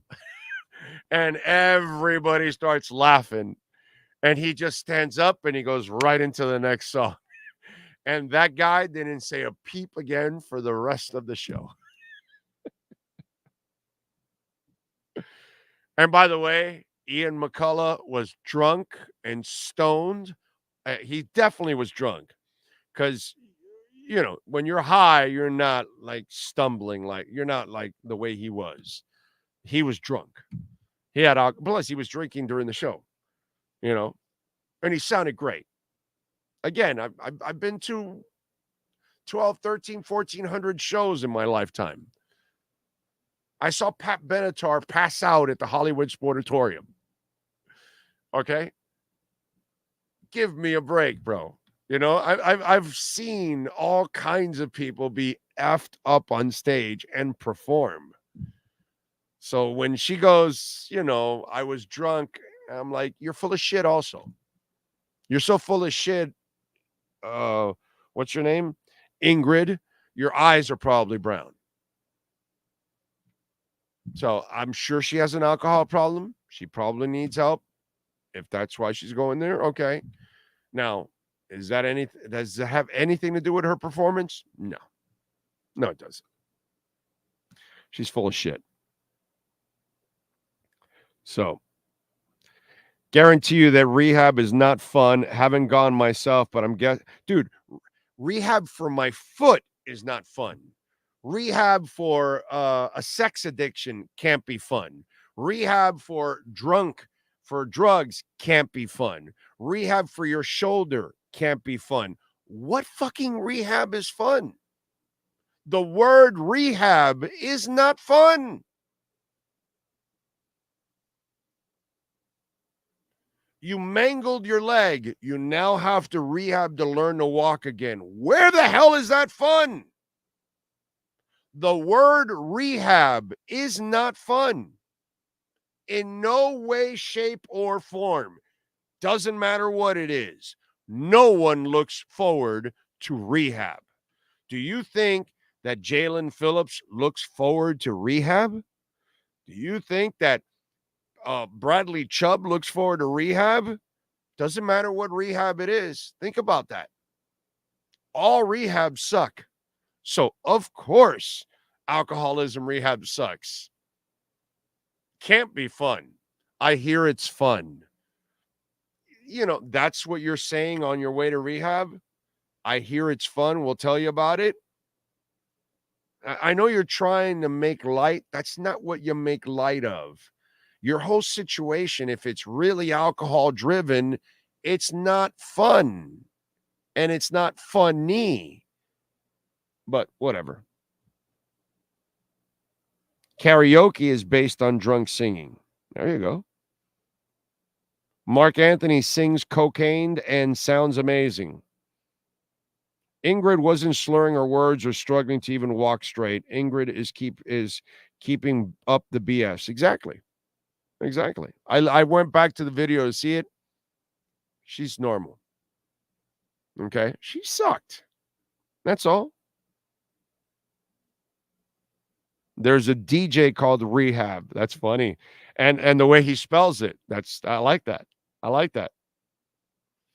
Oh, maybe she was being sarcastic. I know, but that's not really the sarcasm that you should use.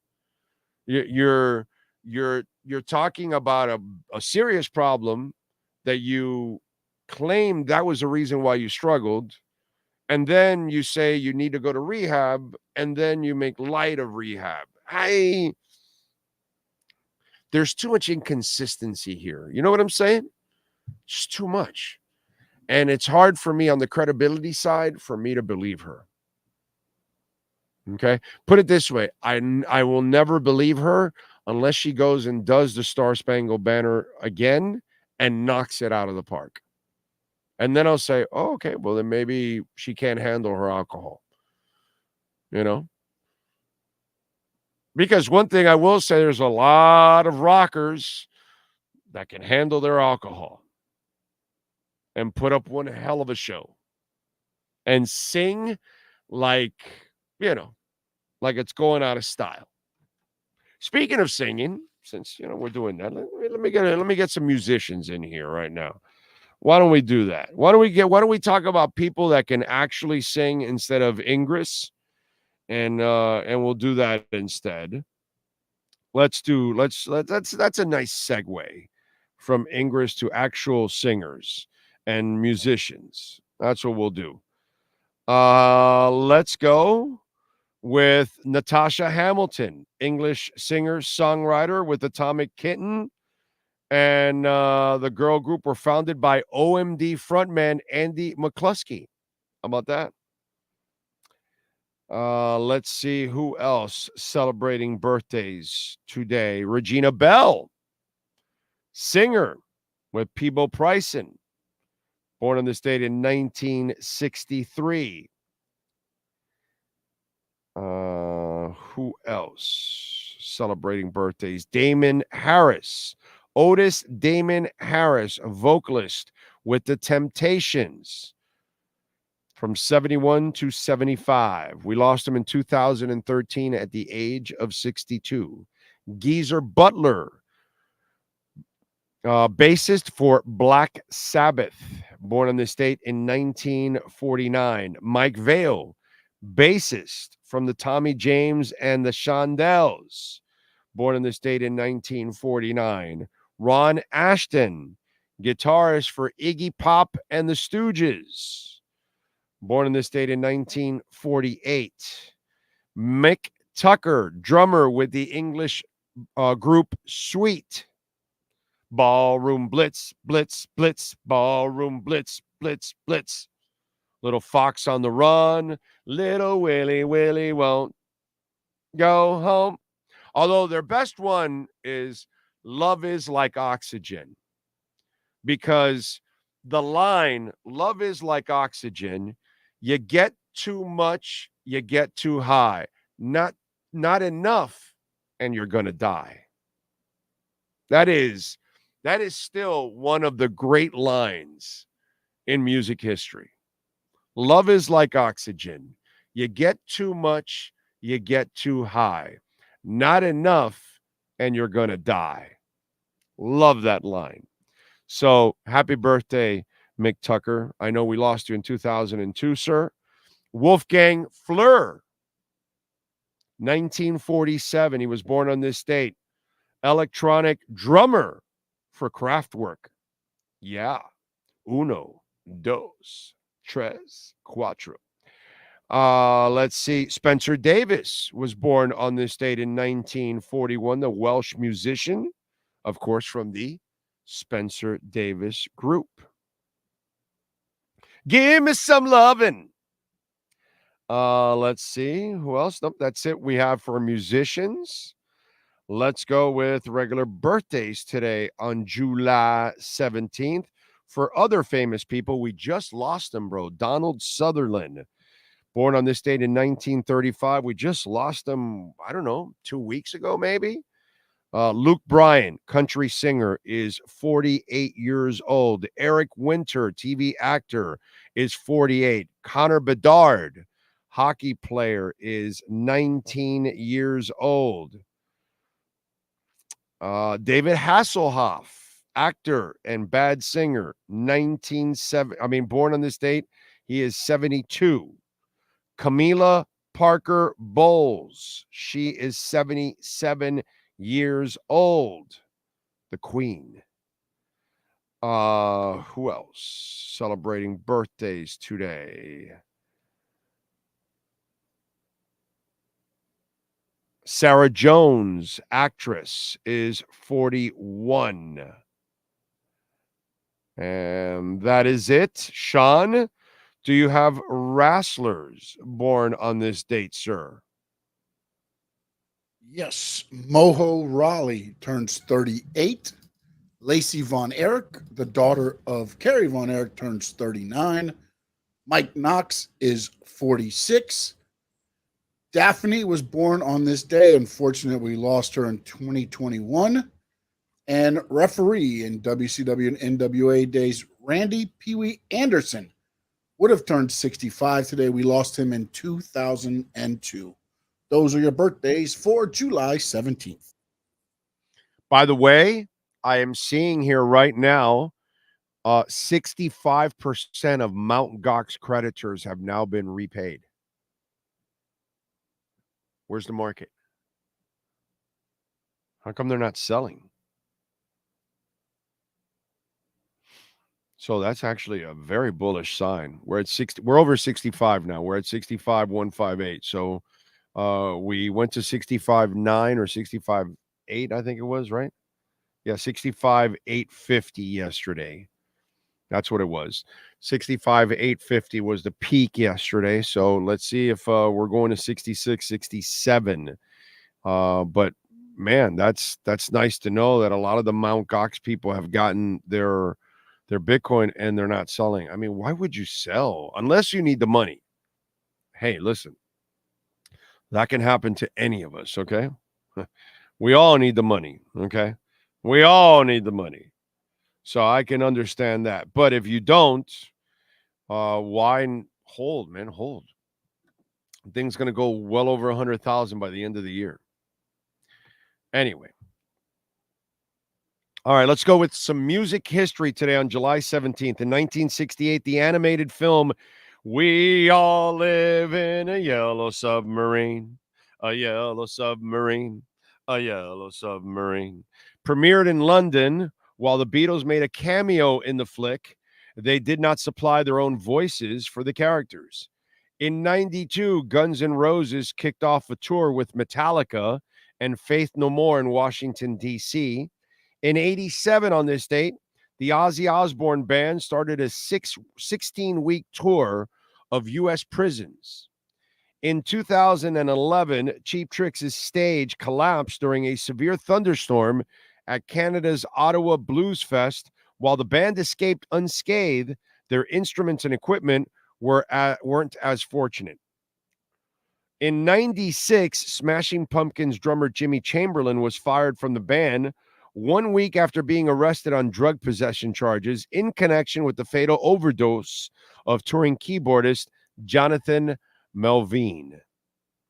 In 2006, Jane's Addiction guitarist Dave Navarro announced that he and Carmen Electra had separated after 3 years of marriage. And that's what happened today in Musica history. Big O, did you see the original Pretenders with James Honeyman Scott? No.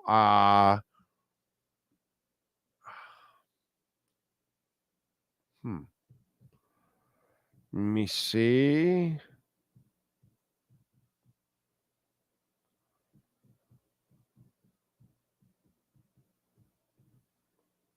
Hold on. I shall tell you right now. He passed away in 82. No, I did not. I thought I was pretty sure it wasn't, because the first time I saw the Pretenders was at the Sporto, and I want to say it was like 83 or 84, actually. So he died in 82. I didn't think he was there. Right? Let me see. What was the big song? Was it Don't Get Me Wrong? I want to say.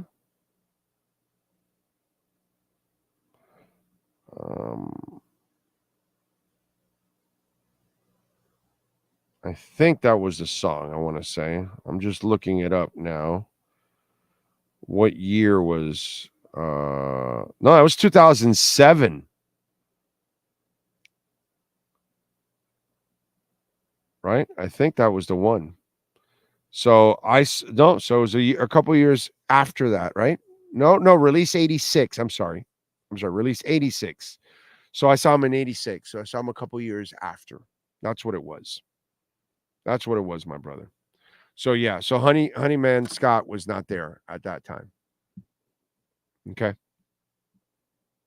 Great band. Love the Pretenders. Golden voice. She still sounds awesome. I saw her open up recently for Stevie Nicks a few years back, and she blew away Stevie Nicks. She had the better voice that night, because Stevie still sounds good, but doesn't sound like she used to sound. You know?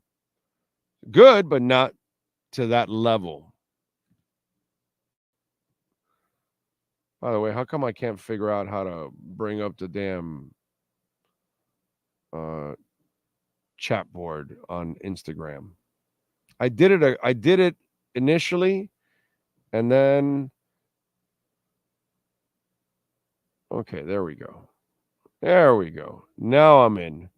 But that means I missed everybody else that was there on it. Okay. All right. Anyway, what else do we have here? They should add getting wasted on the Olympics and try not to suck as bad as Ingrid. Okay. Happy birthday to the GOAT of the movie acting, James Cagney. Big O, I'd much rather hear Jimi Hendrix version of the Star Spangled Banner. It was excellent. Well, yeah, I mean, the guitar was amazing. Big O, taking my niece to Janet Jackson tomorrow night at the I Think Amphitheater in West Palm Beach. You will enjoy it if she likes Janet. She does a good job. Nelly is opening up. Ooh, it's getting hot in her. And I think what's his girl's name? Did she have the kid finally? Or I know she's pregnant. Man, what's her name? She did that duet with Ja Rule. Ashanti. Ashanti's pregnant. I don't know if Ashanti has had the kid yet. That's the thing. I'm not exactly sure. Anybody keeping up with the Ashanti and Nelly relationship thing? I don't know if she's had the kid yet, but I know she's got the bun in the oven, as they say.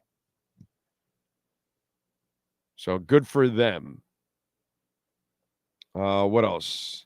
Big O, Eddie Vedder gets drunk every night with a bottle of wine, and he sounds the same every time I've seen them. I've seen Pearl Jam 3 times. Yeah, dude, the drunk thing unless you're so drunk that you can't talk and you're slurring your words. But if you've got enough power in your voice, being drunk, if you're a real artist, like, you know how many artists have sung drunk and high? They do it all the time. So that's why I don't believe her. I believe she may have an alcohol issue. I feel bad for her. I'm just not, you're not getting away with your bad performance and alcohol. That's where I'm going to call bullshit. That's the part where she loses all credibility in my eyes. All right, let's go to the great 3A Graphics sports calendar because, of course, listen, if your business needs custom printing and embroidery, you got to call my friends at 3A Graphics. They will do it all for you. You need new uniforms and hats, shirts. Please call 3A Graphics. Tonight, 7:30, Inter Miami taking on Toronto. Inter Miami is minus 135 on the money line. Toronto is plus 285 on the money line. It is plus 300 for the draw. All-Star game last night. American League beat the National League 5-3. Shohei Ohtani had a 3-run home run for the National League. And the MVP was for the Red Sox and the American League. Jarren Duran had a 2-run homer. That was the decider right there in the 5th inning for the American League as they defeat the National League 5-3. And the Miami Dolphins have placed wide receiver Tahj Washington and safety Mark Perry on the active, physically unable to perform list. That is your 3A Graphics sports calendar.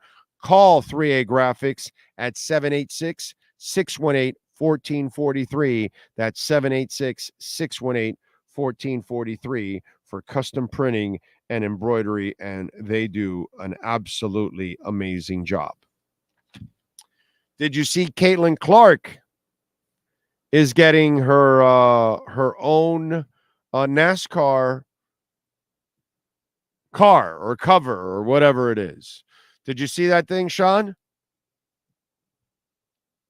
How about that? She is her star just continues to rise and rise and rise and rise.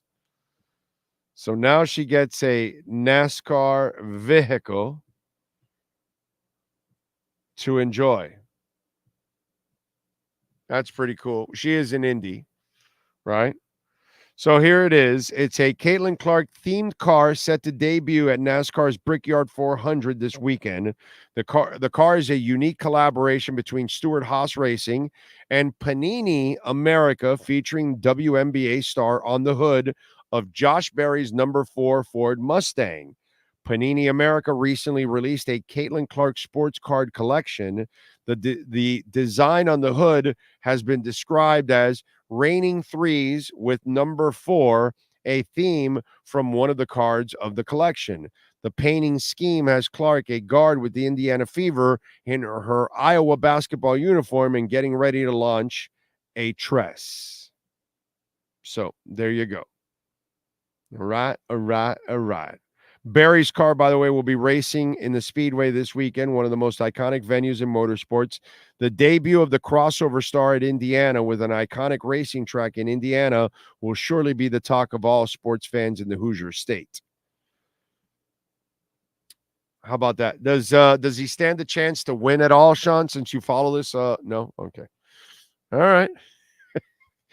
Not much of a chance. He's 21st in points. Stewart-Haas Racing, this is the last year their cars are running. They are dropping out of NASCAR. Haas Engineering is staying. They're going to keep one car. That used to be Kevin Harvick's car. He left 2 years ago, and that's where they are right now. All right, you wasted no time with the no. Like no, don't even bother, bro. Josh Berry's a good driver. It's just those cars are not running good. The Fords in Stewart-Haas are not running good. Yeah. So, oh well. All right. And as soon as I say that, he'll run the best this year, and Caitlin Clark will take him to victory. Well, they'll definitely credit her for it if he wins. No, definitely. And I'm sure she'll be probably. Oh no, because it's WNBA season. I don't know if they play. I wonder if they play. If they'll have her involved in any of the activities. Oh yeah, I don't this even know if, Sunday. yeah. Yeah, I don't know if they might be on the road though. Maybe not. So. Yeah, Sunday is normally a big day for the WNBA, and so I don't know if she's home or away this weekend. Because that's big money. To be on the hood is about 5 to 7 million. Yeah, of a NASCAR. So, and she's not paying a dime. Oh no, she's not. I'm saying, but Panini and Stewart, they're going together to do it. So the pub they'll get from it is worth more than 5 or 7 million. Oh no, yeah. You know what I'm saying? Because people are going to be talking about it. They're going to show the car and all the sports breaks everywhere. Every sports update, people will be showing that car. Yeah. Well, it was like July 4th weekend in Chicago. They ran the road course there, and the 45 did the Jumpman logo. So, in Chicago, Jordan, and Jordan owns the 45 and the 23, but he had his iconic stuff on the car, and it made thing. And now you've got Indiana Fever, Caitlin Clark on the 4. All right. So there you go. Caitlin Clark with her own car, dude. That is crazy. That is awesome. That's fun. What else do we have?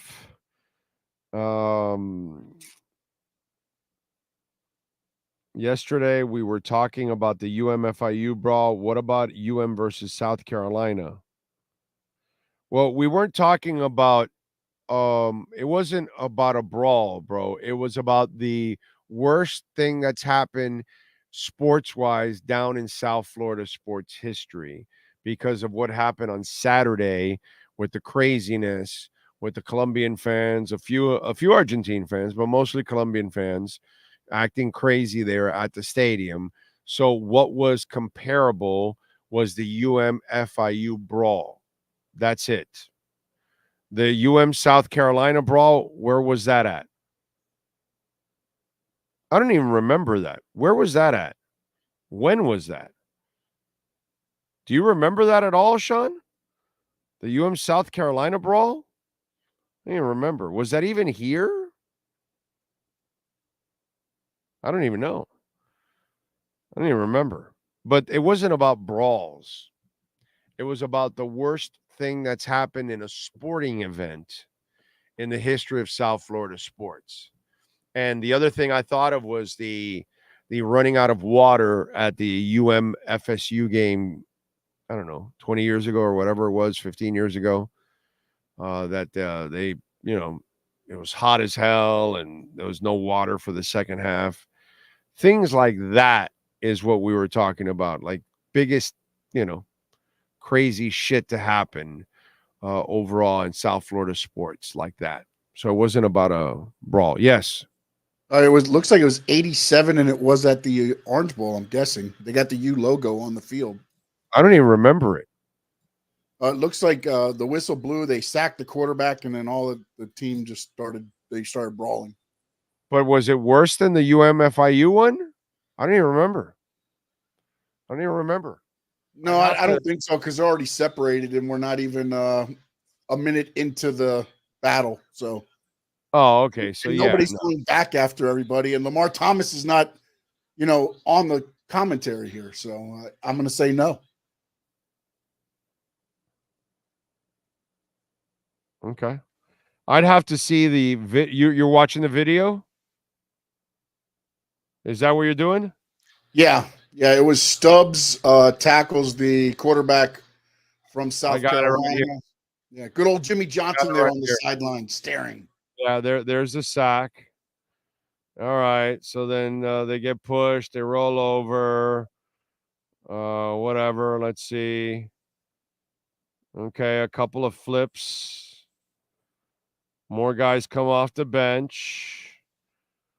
The benches are clearing. Okay.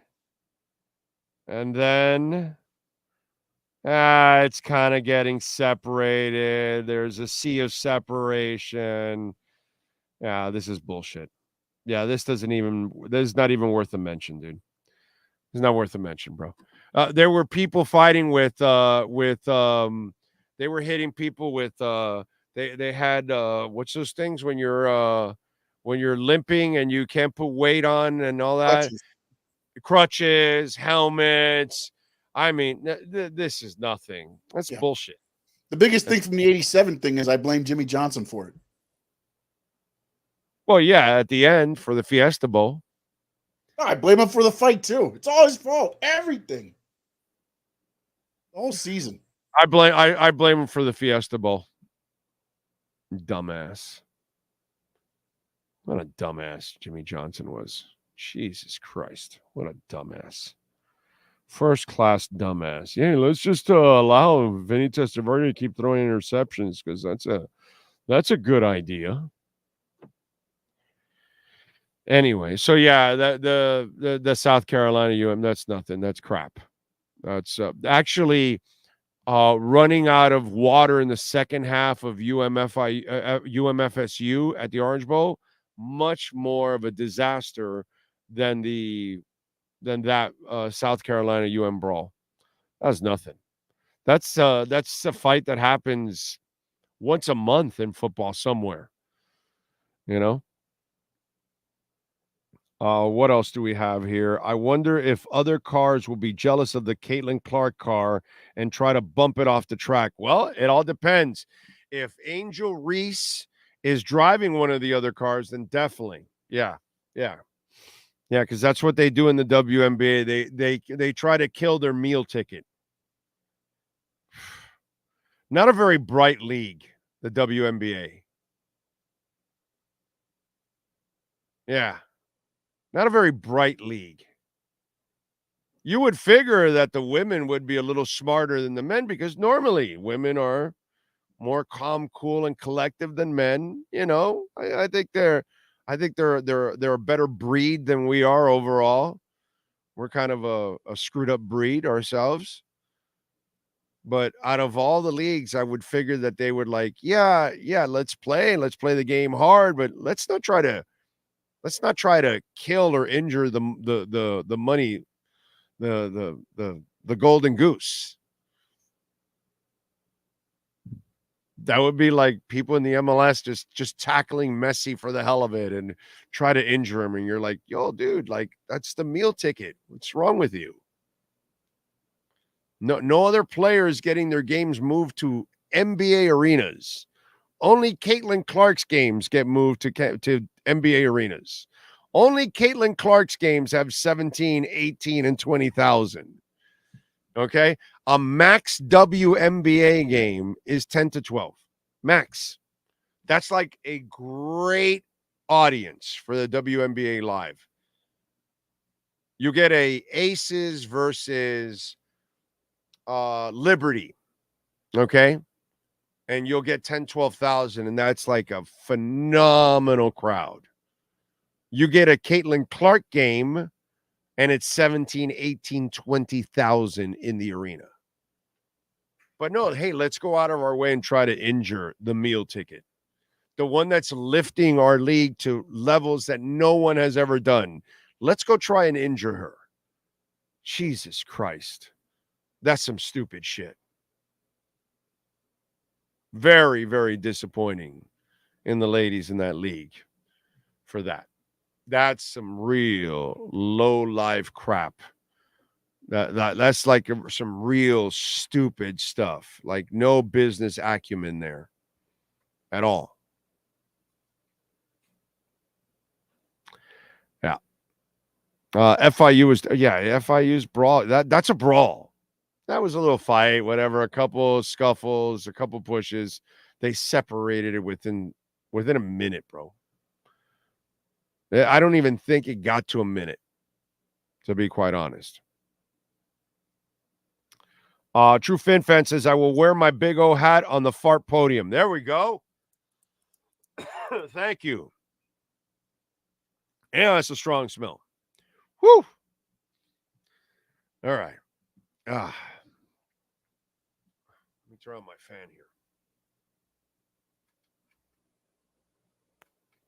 Oh, you like my shirt, by the way, huh? Is that a cool shirt? That's a cool shirt, huh? Uh-oh.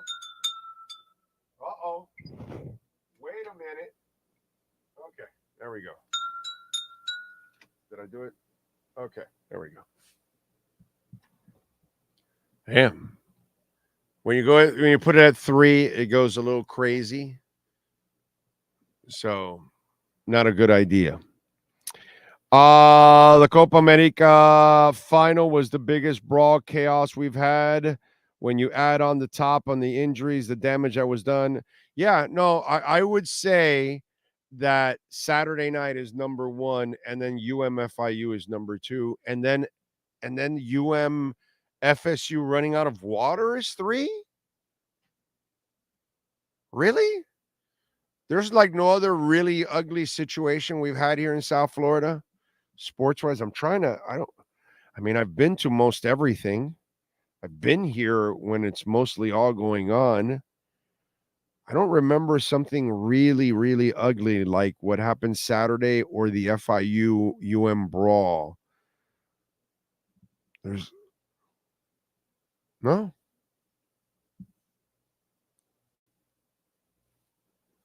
Huh? I have not seen Gang Street Hooligans yet, Ryan. I have not seen it yet. Big O, in your opinion, was the pass interference call against the U when they played Ohio State in the bowl game a good call? Brother, no, not really. No. But what can I tell you? So a while back, phantom call. It took forever for it to happen. Just crazy shit, dude. That we got robbed from a championship there. 2 championships they should have. The 87 one and that one. So, yeah. That was a terrible call. Terrible call. Who is that on that shirt? Oh, I got a question here. Okay, so it's got Sean's face. Frankie, what happened to you? Where's your picture now? You're on the digest all the time with Sean, or were you stuck in some vent somewhere you couldn't take the picture? Yeah, Sean. That was the original logo because you had beautiful this face right here. Right. But yeah, now the logo has changed. No, you got to use Sportsable Digest if you want to see the new logo. Does it have an air vent next to you? It is Frankie Fresco crawling through an air vent. Yes. But is it Frankie Fresco through an air vent? Like you can barely He's halfway in. All you see is his ass sticking out. Oh, okay. And it says Vamos Colombia. Bro. Oh, man. Anyway. Yeah, I can't think of any other ugly ones either, says True Fin Fan. I don't remember anything else. Heat Knicks brawl and that's not bad. But see, now we're getting into, this was, I'm trying to like an event that was like, that would have to be number 3. That would have to be number 3 because that's all now, those are all events that happen like on the ice or court or field or whatever. So, yeah, I guess so. Number 1, obviously, is Saturday night. Then number 2 is FIU UM brawl. Then that one, that has to be number 3. That's a good one, man. That's actually a really, really good one. PJ Brown flipping Ward and all that stuff.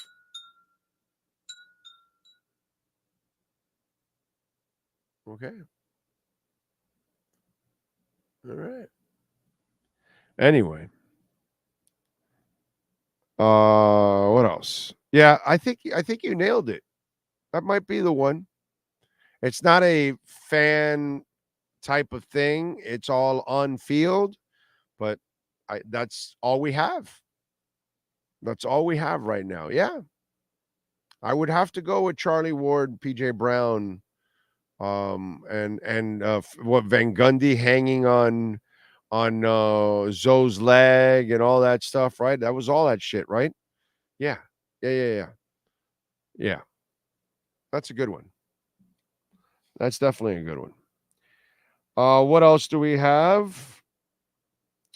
Bill Belichick is planning on actually returning to football, which is it's an interesting story because I'm going to be interested to see who wants to go backwards.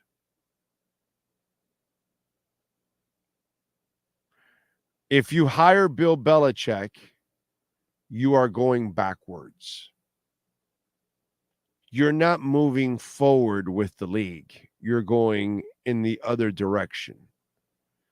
And while he's a phenomenal defensive coordinator and a phenomenal defensive mind, and he had a great run as a head coach, he struggled for a few years. I think I'm going to have to hit this one more time. Anyway, he struggled for a few years trying to figure out offense, trying to figure out the quarterback position, because outside of Tom Brady, he never figured out the quarterback position. It's really hard. We've gone through 25 years of it, right? Since Marino till Tua, we went through tons of quarterbacks. We could never find the guy to take over. You know what I'm saying? So to me, it's interesting because it says Belichick intends to coach in 2025, according to Tom Pelissero on the Rich Eisen show. He's staying engaged in the game. He's showing up to roasts. He's now going to be on Inside the NFL. We've seen him showing up to different events. And that's fantastic and good for him. But I think it's going to be bad for whoever hires him, because they're not moving and changing with the times. And they're not looking. See, the problem is we all get old. We all, at one point or another, life passes us by. The game, the business, the career passes you by. You're no longer the salesman, saleswoman you used to be. You're no longer the chef you used to be. You're no longer the teacher you used to be. You're no longer the banker you used to be. You're no longer whatever it is. It catches up to all of us. Doesn't matter what skill you have, it will deteriorate at one point or another. And coaching is the same thing. It gets to a point where you're out of touch. It gets to a point where your way is not the way to do things anymore. And if you didn't change with the times, you are going to struggle. And did Belichick change? He did not change. So why would you hire a guy that struggled with change, couldn't find another quarterback, couldn't figure anything out offensively, did some of the dumbest things in the world, including bringing a defensive coordinator of his to make him an offensive coordinator for the first time ever, thinking that it's a joke and that anybody could do the job? So he's so out of tune. And now you're another year away from football, and you really don't have a pipeline of younger coaches to go to. You keep trying to rehash and bring back the old. I think it would be a massive mistake for anybody to hire Bill Belichick. But because there's so much turnover in the NFL every year, that 5, 6, 7, 8 coaches at least will be new next year, somebody's going to make that mistake. And I'm going to be laughing in the end. Seriously. Because Bill Belichick, his time, it came and it went. And it happens to everybody, and he's no different. And if the last couple of years didn't convince you that he wasn't ready to transition, you know, Bill Walsh was ready to transition, and he pushed Montana out and brought in Steve Young, and transitioned and then left it in a better place for the idiot that won that other title with Steve Young. I forgot his name now. Oh God, I'm forgetting his name. Wasn't a great coach, but it shows you. But Seifert, thank you, Lenny. George Seifert. See, so some people are ready to transition. Others are not. The Green Bay Packers were ready to transition from Brett Favre to Aaron Rodgers. They drafted the kid, they developed him, and then they made the transition. And they made the right decision and moved on. Bill Belichick does not know how to make the transition. He did not know how to move on. And it almost feels like, yeah, he can coach, but he also got really lucky with Tom Brady. And once Tom Brady left, it really exposed him because Tom Brady goes on to win a Super Bowl with the Bucs, and he did nothing. What he did was he lost his job. He got pushed out of the organization he helped build. That's not a good look for Bill Belichick. So you want to come back, that's fantastic. You want to hire him, that'll be your mistake if you want to do that. That's all I can tell you. Cash App or Venmo, it's Cash Big O Show. That is Cash Big O Show. Cash App or Venmo. And remember, folks, I need to find out, do we have any Dolphin bars or hangouts in Indianapolis? Because maybe we could go broadcast in Indianapolis. Do we have any bars or hangouts for Dolphin fans in Houston, in Cleveland? Reach out to me at bigoradioshow@yahoo.com. We need to find that out. That's bigoradioshow@yahoo.com because we are planning some road trips where the Dolphins go to, and we'd like to go to hang out with Dolphin fans at a Dolphins bar on the road, like we've done a few other times. Bronny James scores 2 points. Crowd explores like he's the disabled kid that everyone let score 2 points to make his day. That is some cruel shit. Let's see what else.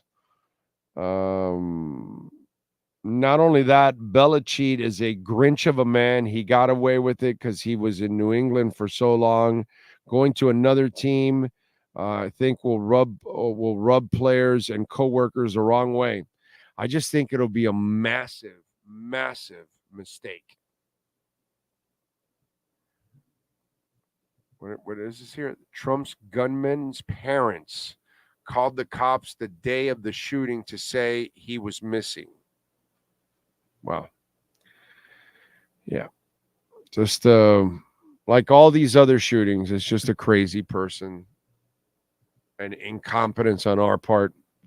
So incompetence that Reagan got shot, incompetence that Kennedy got shot, incompetence that the other Kennedy got shot, incompetence with Lincoln. I mean, that's just kind of the way we are. And then you saw all the protection at the RNC. They went triple now because that's how we are as a society. We are reactionary. We're not precautionary. We're reactionary.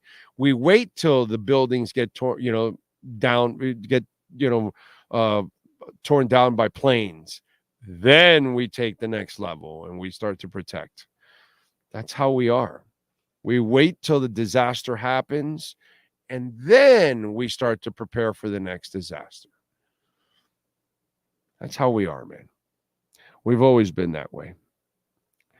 What about the Miami Beach brawl in 2014 between BYU and Memphis? BYU brawling?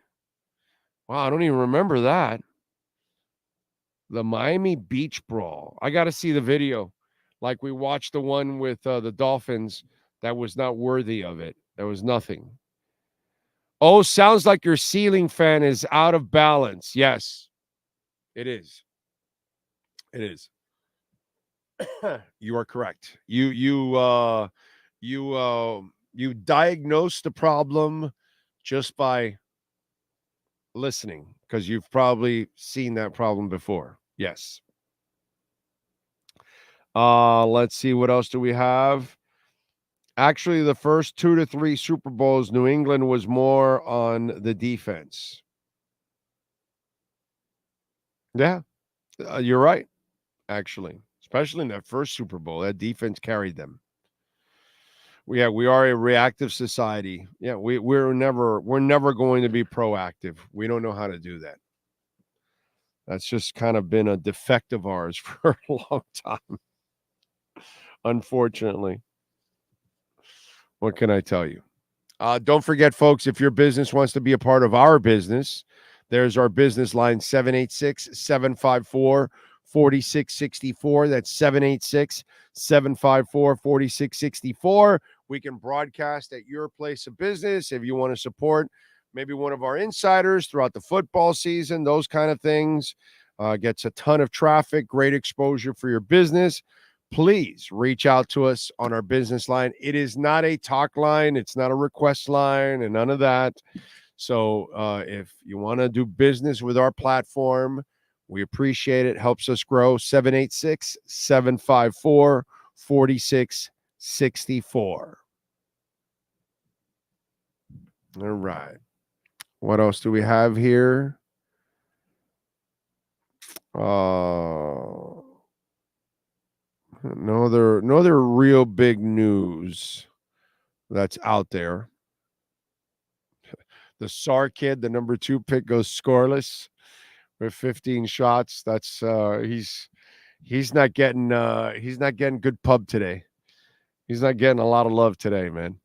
Anyway, by the way, we also need help. Remember, so Big O Radio Show at yahoo.com. If you happen to know of a Dolphins bar in New England, in Indy, Green Bay, Houston, Cleveland, tell us. Okay, these are some of the road games that we may go to if we can have a place to broadcast. Okay, all right. And the Rivers Pub, we're going to be there for the Buffalo game. November 3rd, I believe. Yes, because we fly in November 2nd and we leave the 4th. So, yes, November 3rd, we're going to be broadcasting at the River Pub. Billy and the crew who own it, and they have a Dolphins section, and it's all Dolphins. They've got a merino jersey and everything hanging on the walls. So it's a beautiful thing. So we're going to be broadcasting from the River Pub.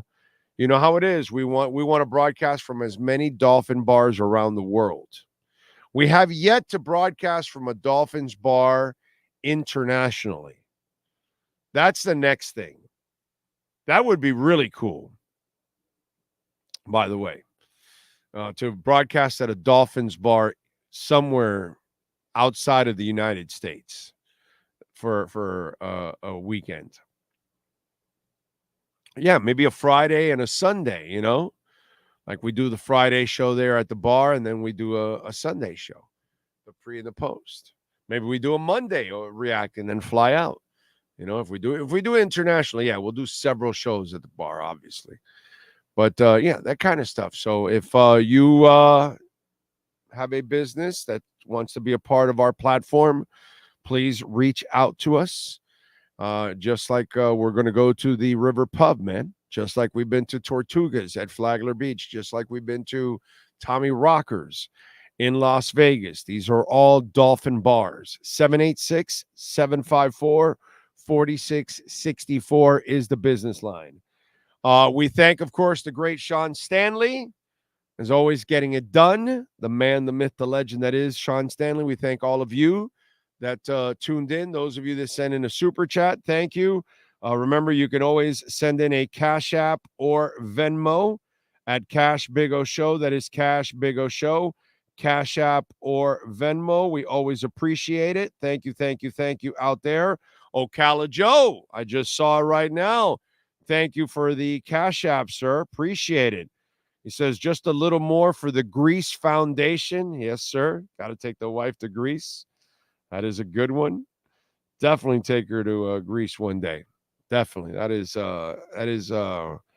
That to me looks like one of the most romantic places to take somebody that you care for is Greece. So appreciate it. Thank you as always. And you can make a donation anytime, anywhere, Cash App or Venmo at Cash Big O Show. That is Cash Big O Show. Dolphins are big in Germany. Hey, if a German bar wants to fly us out there to do shows and do a Dolphins show out there, we'll do it, man. We'll do it. I would love to do that. German people are awesome. Their government is as stupid as ours, but the German people are awesome. I can't believe they sold their Bitcoin. At least, we're stupid here. We've sold some Bitcoin, but the United States still owns more Bitcoin than any other country in the world. Like by miles. It's not even close. So I give them credit that they have held most of it. And if the orangutan gets in, then they're going to pile on more. Let me tell you something one more time. I'm not a financial advisor. If Trump next week at the Bitcoin convention states that he's going to stack our reserves with Bitcoin, one, that'll motivate other countries to do it if the United States is doing it. And that is going to send that thing to a price that has none of you ever imagined it could happen.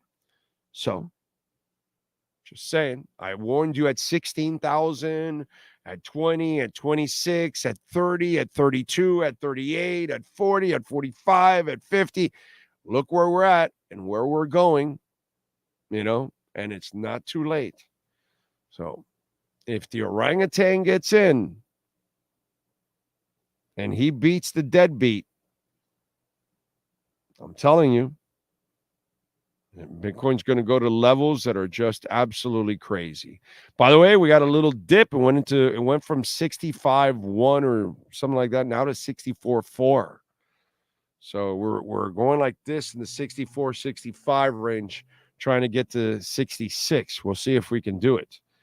All right. Appreciate all of you out there. We will see you tomorrow afternoon at 3:00 live from Hialeah Park. Same time, same place, same bat channel.